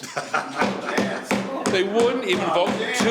Too scared to vote for themselves. So yeah, and the Islanders actually now. Do you think Islanders believe that they're going to stand up for them? Not a chance. Not a chance. Get out. Well, you've gotten out. You guys hear it all the time. That's the fisheries, that's the agriculture industry, and there's a lot more that could be said about the different products, the different commodities within each one. And every one of them, every product that we export to the United States, potentially, could have financial implications for island families, businesses, communities, and for the province as a whole. This government goes on to spending spree all the time. I mean, they should be out here ahead of this, saying we got to protect our little, nest egg here. How are we going to be flying all around the world in our little, trips that we don't know what they actually do because they don't come back with anything. They do plans. It's all plans, or it's a first-class trip to Denmark. First class, I don't even know why anybody over there deserves to fly first class anywheres. First class over there to check out this dementia village. We haven't heard anything from it since. That's over a year ago. Pardon? Yeah, that's a good point. Yeah, a year ago. We haven't heard anything from it yet. But am I surprised? Nope. Not surprised at all. I talked today about the Minister of Health meeting with the board at the Seniors Community Care Facility about 12 long-term care beds that's cooperatively owned by hundreds of members in West Prince, cooperatively owned by hundreds of members up west. They all have grand concerns. They have an elected board who represents each and every one of those members. Met. They said, we're going to build it. We're going to build it because the community needs it. Our Western Hospital is full of individuals waiting for long-term care beds. We value, we respect our senior citizens, and we want to make sure that they are in a facility that can take care of them, that is close to home. To the motion? Mm-hmm. So what I'm getting at is that making sure, I'm using that as an example, Mr. Speaker, an example of how this government says they're doing something and then they don't. So unfortunately, the confidence that Islanders have in this government is not there. And that was just one example, of not, how would you say it? Saying, I hear you, but then do nothing about it. And to me, that's an insult. That's an insult. It's great to listen to people and give them that feeling that you're listening, but to not follow up is very disrespectful, and that's how Islanders are feeling. That's how Islanders are feeling about the lack of planning with this government regarding the imposing tariffs that we're going to have in Prince Edward Island. And that's all we're asking for is a plan that this the Premier and the ministers pursue all available trade measures that they secure fair access not only to U.S. markets but also to markets all across the world, to ensure that PEI producers are able to sell their quality product, getting a fair price for that, and be able to from an economic perspective, have a healthy island here, because they're able to have those markets and getting a fair price for it. That's all we're looking for. We're asking this government for, to press, whether it's the federal government, to pursue all available trade measures, to get out there and do what they can. Now, when it was announced a couple of weeks ago that they were going to double for the trade missions. Well, I didn't think that was a bad idea, to get out there and explore new markets, to diversify our markets right across. I'm not seeing that yet. And it has to happen now. It can't wait. These things cannot wait. These tariffs they're staring us in the face. When we go back to the fishing industry where, and farming, those seasons are coming up right now. Farmers want to know whether, do I plant or do I not? Do I invest in quality seed or do I just sit this one out? They need to know, and they need to know soon. And this government needs to get off their hands and do something. So we go into other industries like aerospace and manufacturing. And these sectors rely heavily on integrated supply chains across Canada and the U.S. border. And tariffs on parts or products could mean a reduced contracts and reduced and layoffs here in Prince Edward Island. So this isn't theory, Mr. Speaker. This is reality. And this is the reality that island businesses are preparing for right now. At least the island businesses are preparing for this. And they're not hearing enough from their provincial government. Not hearing enough from their elected members who said that they would be their voice. Small businesses. They are the beating heart of our economy here in Prince Edward Island, Mr. Speaker. They represent more than 90% of businesses in this province. I've been speaking to small businesses over these tariffs again since November, even over the weekend. Let's speak about the automotive industry and even parts for vehicles. So if an individual who maybe was doing body work, some kind of restoration to a vehicle, now they're concerned about the cost of doing business and how that's going to impact not only their livelihoods, but the many people that they employ and the families that are part of that. It has a huge impact. Sometimes we don't realize that. We just think in the big picture. But it's those little mom and pop shops that right across Prince Edward Island that rely on trade and on the ability to get their product to or from a market or wherever they may purchase it, depending on what business that is. And they're very concerned, hugely concerned. Right now I have people that are calling me trying to get in as much product as they possibly can, or trying to get out as much product as they possibly can before any of these tariffs are imposed. And they're scared. They say now we can deal with it, but we don't know what's going to happen after. So these small businesses, they create local jobs, they pay local taxes, and they reinvest in their communities. They reinvest in their communities. It trickles through each and every community here on Prince Edward Island. And these businesses are already facing inflation, supply chain costs, and labor shortages. So adding a new layer of trade uncertainty with no clear provincial plan to respond is unacceptable. It is unacceptable. 4 months you've had to come up with a plan. Nothing. We hear, we're crickets. We're not even hearing the bird saying cheeseburger. We're just hearing crickets. That's all we're hearing from them over there. Yeah, but I bet you they'll be out eating burgers. It's a secret. Yeah. CEO said today. So let's be honest, small business owners are not asking, they're not asking for miracles, and they've never asked for miracles. They're asking for leadership, and that is what's lacking in this government. And it's disappointing that this government does not show true leadership to Islanders, especially in a time where Islanders are facing this economic crisis. They need to have leadership that is giving them some hope for the future. They know that is strong, and they're not seeing that. They're not seeing that, Mr. Speaker. And that, to me, is very, very disappointing. So now I must say that the response so far from the provincial government has been very disappointing. Very, very disappointing from this government. 4 months, and all we get is a few pages, glossy pages, primarily of pictures. That's their plan? No, their plan is to sit back, sit on their hands, and wait for somebody else to come in. That's what their plan is. And now, Mr. Speaker, I must speak plainly about the government's handling of this growing crisis. There has been no real sense of urgency with this government.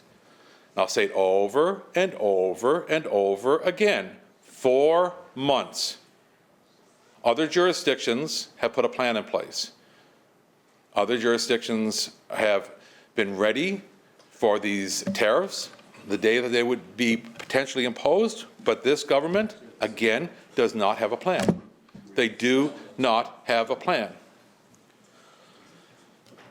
So, this is despite the fact that we, on this side of the House, have been raising the alarm for months. I first asked these questions in November of 2024. We asked this government questions on the potential tariffs and the impacts that it may have on the Islanders, and what plan do they have, or are they working on a plan? Obviously, they're not. There was no sense of urgency whatsoever from this government. We asked the government to reconvene the legislature early to begin addressing the issue. We asked them to come in early in February because Islanders needed to have that assurance that this government had their back, that this government had a plan. And what did this government do? They refused. They refused the Islanders' ask to come in here to address the imposing tariffs and the economic impacts that it will have on each and every community, each and every Islander. When we asked them to reopen the legislature on its originally scheduled date, which was February the 25th, so we could get to work for Islanders, what happened? Well, again, Mr. Speaker, they refused. They refused to come in on the scheduled time. What did they do? Well, they prorogued it. They pushed it back another month. So I was assuming this is great. They're going to have another month. Okay, great. That'll give them time to prepare for when the legislature opens. Well, we've been open now into our second week, and we have yet to see a plan that can build any confidence in the businesses and right across Prince Edward Island. We have not seen that. Now, maybe they're sitting on that too, and they're going to pop that out, in the coming days. But to date, we've seen absolutely nothing. Nothing. Why? Well, I think it's because the government has been too busy managing internal party politics, and they didn't focus on Islanders' needs. They're focusing on internal party politics, and that's what's going on. And Islanders are seeing this. Islanders are seeing what's happened. So now, while federal leadership is in flux due to an ongoing election, it's more important than ever, more important for this province to step up and show leadership, to show its own leadership. Instead, we've seen delay, we've seen deflection, and we've seen political games. Islanders deserve better. Our Islanders deserve better. And our economy demands better. Leave our committees alone. What this motion, Mr. Speaker, demands, it calls for three things. immediate action by the provincial government to engage with the federal government and industry stakeholders, not next month, not after the damage is done. We're asking for now, right now, Mr. Speaker. So immediate action by this provincial government to engage with federal government and industry stakeholders now. A strong provincial voice at the federal level, pressing Ottawa to use all diplomatic and trade tools to secure fair access for our goods in U.S. markets. And that means active representation, not passive observation. A unified stance from this Assembly, a clear message that we stand with our industries, that we stand with our workers, and that we stand with our exporters. Mr. Speaker, while trade agreements and international negotiations may fall under federal jurisdiction, that doesn't absolve the provincial government of responsibility. In fact, now more than ever, the province needs to show strong, proactive leadership. They need to begin to show strong, proactive leadership, something Islanders are not seeing. Again, with a federal election underway and Ottawa focused on its own transition, it's clear we can't afford to simply wait and hope that someone else will fix it. Like so many times in the past, this government has done with every issue in the past, Mr. Speaker, is to sit back and wait and hope that someone will come along and fix it. It's time to show real leadership. It's time to put a plan in place. It's time to show Islanders that you have their backs when they need it. We need a government here in Prince Edward Island that is actively engaging with industry, responding to concerns, and putting forward clear plans to support affected businesses from tip to tip. Other provinces have shown what's possible when provincial governments step up in times of economic uncertainty, and we need that same resolve here. Islanders deserve to have that same resolve here. We've seen other provinces speak loudly and clearly on trade issues. Well, why not PEI? Why not? Yeah. Where is the Premier on this file? Where is the Minister of Economic Development on this file? We have seen from this government silence, delay, and distraction. At a time when our economy needs focus and determination, this government is preoccupied with internal party issues. They're not putting Islanders first. It's their own. They're putting their own selves first. And this is a time for real provincial leadership. Not finger pointing, not buck passing. Islanders are looking to this legislature for action, and we must deliver. This legislature must deliver. Islanders, constituents, hired us to represent them in this House and their needs. Mr. Speaker, this isn't just about short-term economic losses. If we allow our export industries to weaken due to lack of support, we risk long-term structural damage. Sure. We risk losing market share to competitors. We risk losing the next generation of fishers, of farmers, and manufacturers. And we risk reinforcing the message that PEI is not prepared to stand up for its workers when it matters most. Mr. Speaker, Islanders take great pride in producing high-quality, sustainable goods. Whether it's world-class seafood, or premium agricultural products, or advanced aerospace components, we punch far above our weight globally. And we're very proud of that. We're very, very proud of that. Islanders are very proud of that. Our trade relationships must reflect that. And so must our government's advocacy. Mr. Speaker, we have an opportunity right now to show leadership, to send a clear signal to our business community that we have their back, that we have their best interests at the forefront of our minds at all times.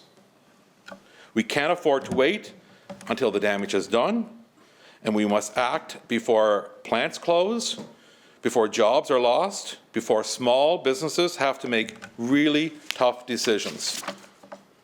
So, Mr. Speaker, let this motion be the beginning of a stronger, a smarter, and a more aggressive provincial response to an issue that cuts to the core of our economic stability.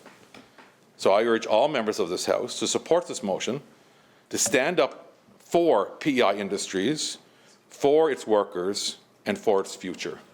Thank you.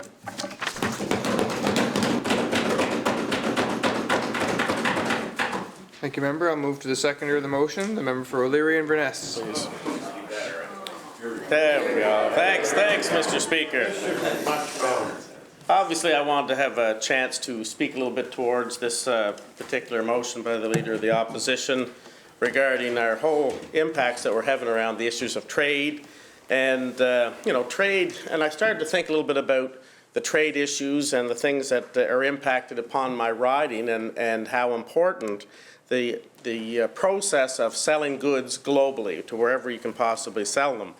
And I think, when I'm rising this motion, I certainly want to emphasize the profound impact that U.S. tariffs could have on Prince Edward Island's primary industries and highlighting the provincial government's inadequate response. And I would describe this response, like I'd mentioned before, just about everything this government has done, it is very reactive. It's always afterwards. And I know the Leader of the Opposition mentioned you had 4 months. We're in our 6th month here, so we knew Donald Trump was going to be elected probably around early November.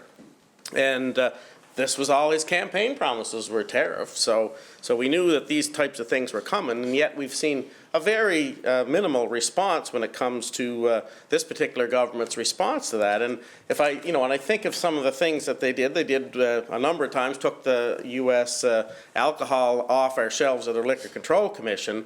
But, somehow I can't see Donald Trump really quaking in his boots. Ooh, PEI took the bourbon off the shelves, But it is symbolic, and I would say that you have to do what you possibly can to try to at least show some sense of symbolism to say that you were disappointed with the decisions that the government is making in the United States.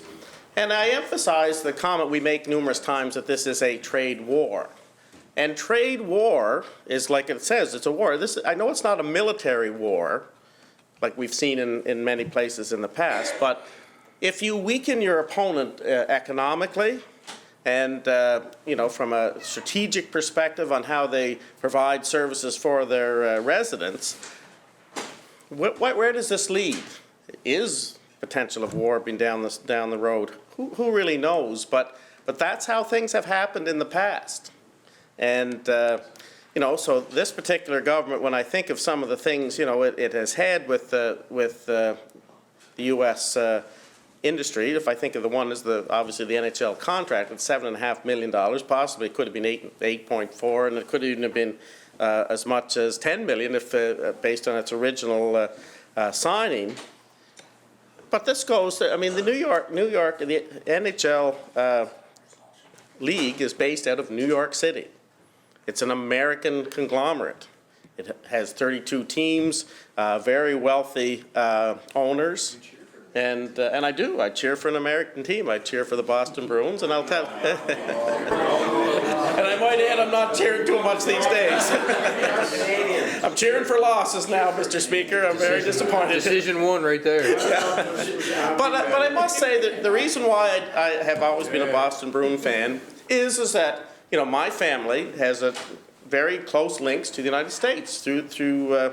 Boston, Massachusetts. My grandfather was actually born in Boston, Massachusetts, although his parents were island residents, but they were down in Boston trying to make a living.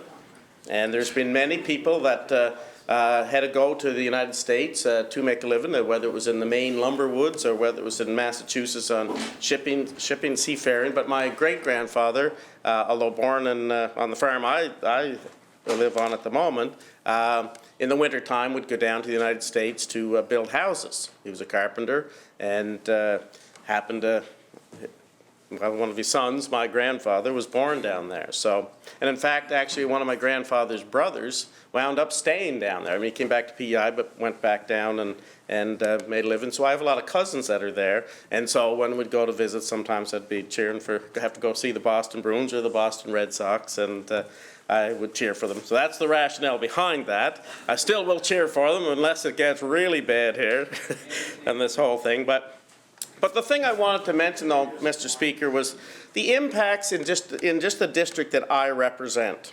And I've been trying to jot down a few things that have, you know, I think of, I don't know why it's in the top here, but quahogs.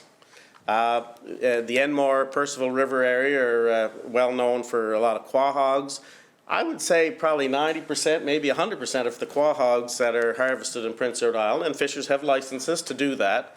And there's a sizable, you know, income that's generated from that. All those quahogs are shipped to the United States.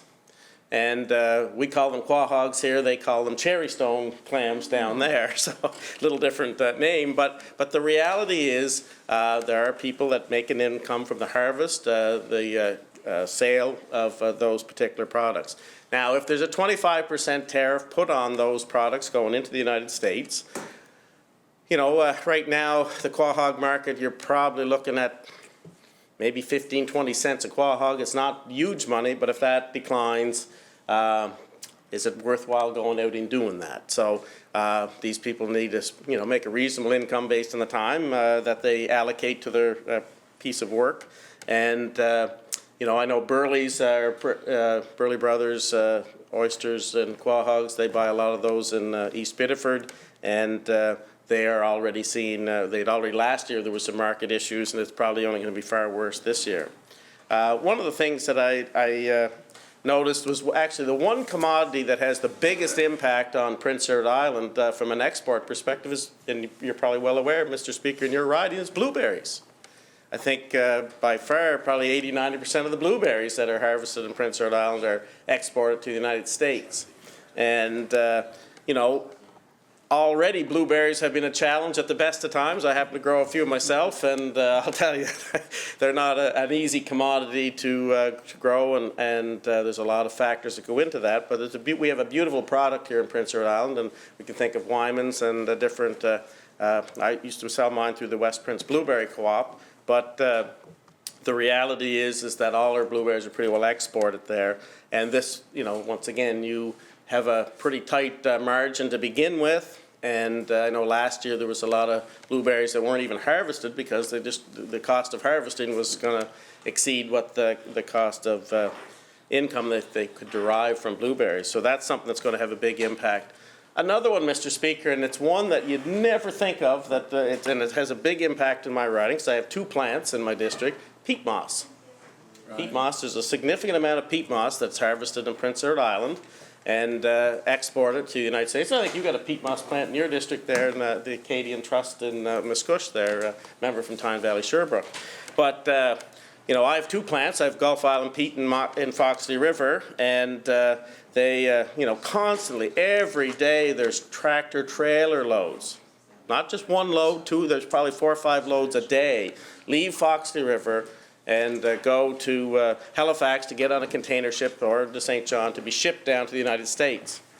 And on top of that, I have Northern Peat, which is another plant in East Biddeford, and they make greenhouse soil, potting soil, and they put vermiculite and fertilizers, manure, mix all those things in with the peat moss and send it down to the United States.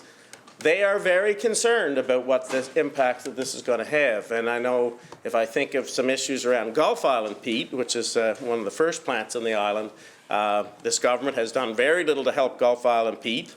Gulf Island peat is starting to come. They need to open up a new bog and to continue on. And I've done numerous meetings with the previous premier to try to get something to be done. I've made statements in the legislature here. And this government can't even call a major employer in my riding to try to see if they can address that particular issue. So peat moss is something that, and if I think of peat moss, I think even the Minister of Transportation actually used to work there, did you not? The peat moss plant. So, you know, So those are, and that wasn't yesterday, Minister. But that wasn't yesterday by any means. And that plant has to, it employs a lot of people in my district. There's probably about 50 employees there in the summertime, and probably 15 or 20 in the wintertime. So, and like I say, and then you add in all the trucking, the drivers, and all the components of that. So peat moss is something that has quite an impact, and that is a primary industry in Prince Edward Island, Mr. Speaker. Another one, although a little more, not as prevalent a commodity in my district, is mussels. In the Biddeford Wharf, there's a number of mussel boats that fish out of there, fish into Malpeque Bay, but those is, there's a lot of mussels that are exported to the United States. And once again, all of those industries, all those support people, all the boat builders, the plants that make the packaging, all that is impacted by this decision. And obviously, the one that I've mentioned numerous times in this legislature, and I keep going after the Minister of Fisheries on this, is our oysters. And I said here before that our oyster industry is getting the triple whammy of effects here from the issues of MSX, and what a discouraging meeting at the PEI Shellfish Association when you talk about the public fishery and the impacts that MSX is having on it. And we don't even have Dermo here yet, and there's, that's just across the strait. But, today at the Island Oyster Growers Group meeting, similar situations when you talk about the impacts that that's going to have. And they've talked about bringing oyster seed in from another location. That scared the heck out of me. I hope we've learned our lessons and bringing some other items in that aren't indigenous to Prince Edward Island. And then to top off, the lady, I think it was or Dr. White, and she mentions that they think they can find some disease-resistant seed for MSX and maybe Dermo, but it's not resistant to Malpeque oyster disease. That's the one thing that eradicated our industry back in the 30s, and we're talking about bringing something in that's not resistant to that. I mean, I can't even. It blows my mind. But our industry, and our oyster industry, significant impact in my district. Hardy's, Leslie Hardy and Sons, a major buyer of public oysters, and all the people that work down there, and they work hard at it. Burley Brothers, another organization, business that buys a lot of oysters. Palmer's is another one, and Five Star Fisheries is in my district. Howard's Cove, Shellfish are all in my district, and they employ a lot of people. And they employ a lot of people not only from the processing process of oysters and grading and the depurification and bringing them back in, but then they export a lot of that goes to the United States. And we have the Biddeford Hatchery, which is there to, raise good quality oysters and distribute them out to nurseries and out to oyster growers. But these guys have a lot on the line, Mr. Speaker. And I had a good conversation with one of the buyers there, and he says to me, I buy about $1 million worth of oysters from the public fishery. Do I go to my lender? Do I go borrow $1 million with the mortality rate that we think is maybe 25%? I got to take those oysters, I got to put them out and depurify them and bring them back in a month or a couple of months' time later. And if I'm down 25%, that's $250,000 I lose. That's a lot. That's a lot of money. You can't ask a buyer to continue doing that or taking those kinds of losses and then add in maybe the price, if there's some mortality issues, maybe the price is a little more positive. But then you got to go ship them to the United States, which is another 25% tariff, possibly. I guess we don't know the official numbers until tomorrow. But, that's going to be significant. So this government has to start to do something to support our primary industries because, like I said in question period today, no buyers, no industry. There's nobody going to go out and fish if you cannot sell the product. So, this is where I'd say government has to provide some support, get a meeting with the Minister of Economic Development, who's responsible for the PEI lending agency, and start seeing what they can do to come up with a plan to lend some money to these particular buyers, and then provide some sense of insurance. Insure the loans, maybe. If they do lose some money on, that they didn't anticipate, provide some insurance for that so they can at least get their money back, or some of their money back.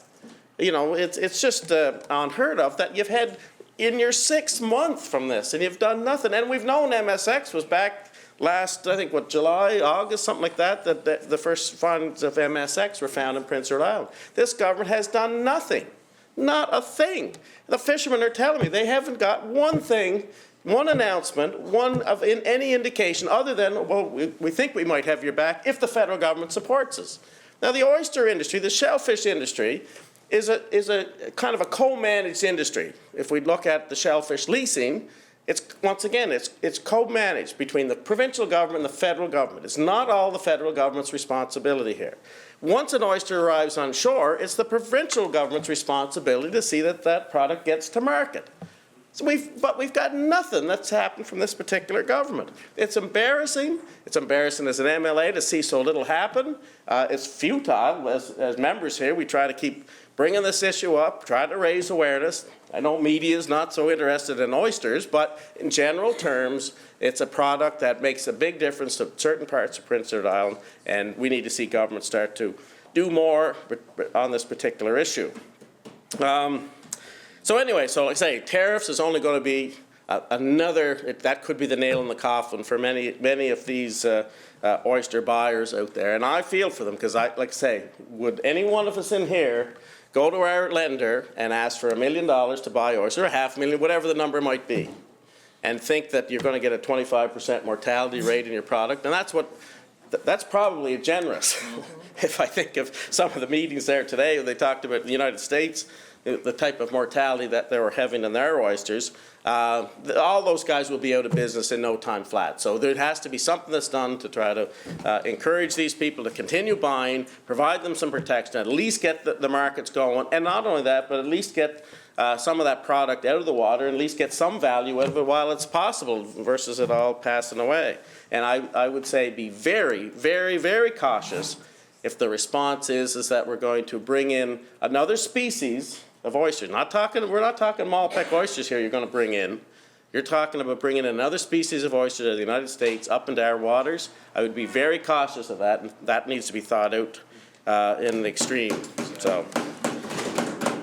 So the other one that will have a big impact, O'Leary is always known as it's the home of the potato. We have the Potato Blossom Festival, the Canadian Potato Museum, and potatoes. We have a significant amount of growers in our area, some of the highest quality growers in Prince Edward Island. I know everybody says their growers are always the best, but I've been a grower myself in the potato industry, and well, thanks. But anyhow, but the reality is that our potato industry is a significant employer in my district and across the PEI. It's our number one commodity that we have here. It's our number one export. We have some major plants here, Cavendish Farms. They ship a lot of potatoes, processed potatoes. Employees. It's our largest private sector employer is Cavendish Farms, and they have to be able to find markets for this. I mean, I'm of the opinion, here's the way I sort of look at when people ask me about this. I say, well, if there's a 25% tariff put on our potatoes, I don't think our market's going to stop tomorrow. I mean, people still have to eat, they're still going to need our potatoes. But what it does is it puts us at a competitive disadvantage with potatoes that are grown in the United States. There are a lot of potatoes grown in Maine, but the biggest potato grower in North America is Idaho. And, when there's a real shortage of potatoes, they may bring potatoes in from Idaho and by train or truck them in to the eastern U.S. seaboard. But now all of a sudden you're just not as competitive, and they can go, the buyers will buy from a further range within the United States to bring their potatoes in. So you start to lose, maybe you lose even half of your markets go to that. That's still 25% that you're going to lose of your product that's going to the United States. Do you not think that buyers and everybody's going to put pressure on the farmers to say, we don't think we're going to be able to market all of them potatoes, so we're going to have to cut your contracts a little bit. You're going to, and I'm hearing that already, that contracts are going to be less. I think the honourable member from Tyne Valley Sherbrooke is looking at the potato industry. Are you not a little bit? You got a family member anyway, so what a time to get into it. So you know, these are the things that are going to have a big impact on Prince Edward Island and the people that we employ here. So that worries me. And I'll tell you, the potato industry circulates one heck of a lot of money here in Prince Edward Island.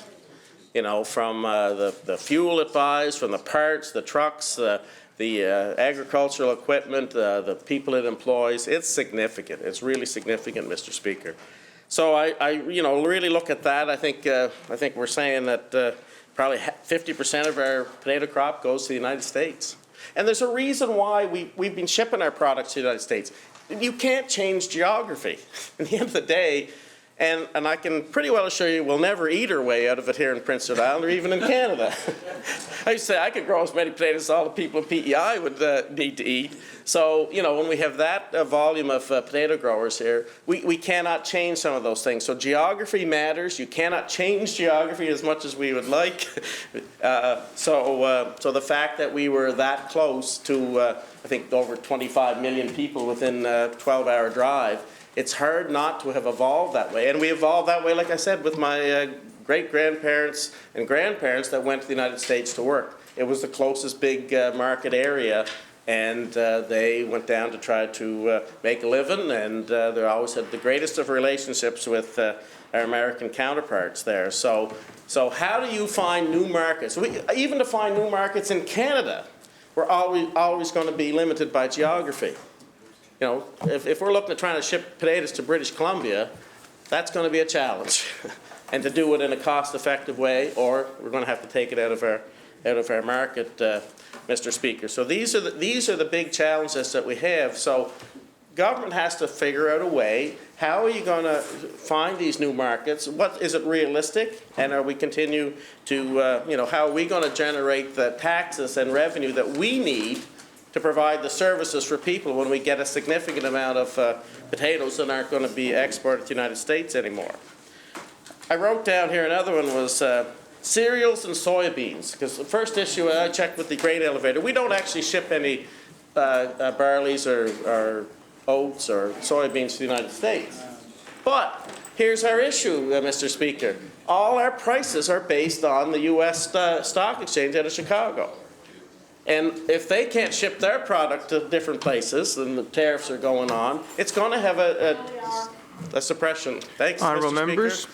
I will adjourn debate on this particular motion, seconded by the member of West Charlton, West Royalty. Thank you, member. The hour has been called. Call on the member for Charlottetown Belvedere and the Government House Leader. Thank you, Mr. Speaker. I move, second by the member from Tyne Valley Sherbrooke, that this House be adjourned until Wednesday, April the 2nd at 1 p.m. Shall it carry? Carry.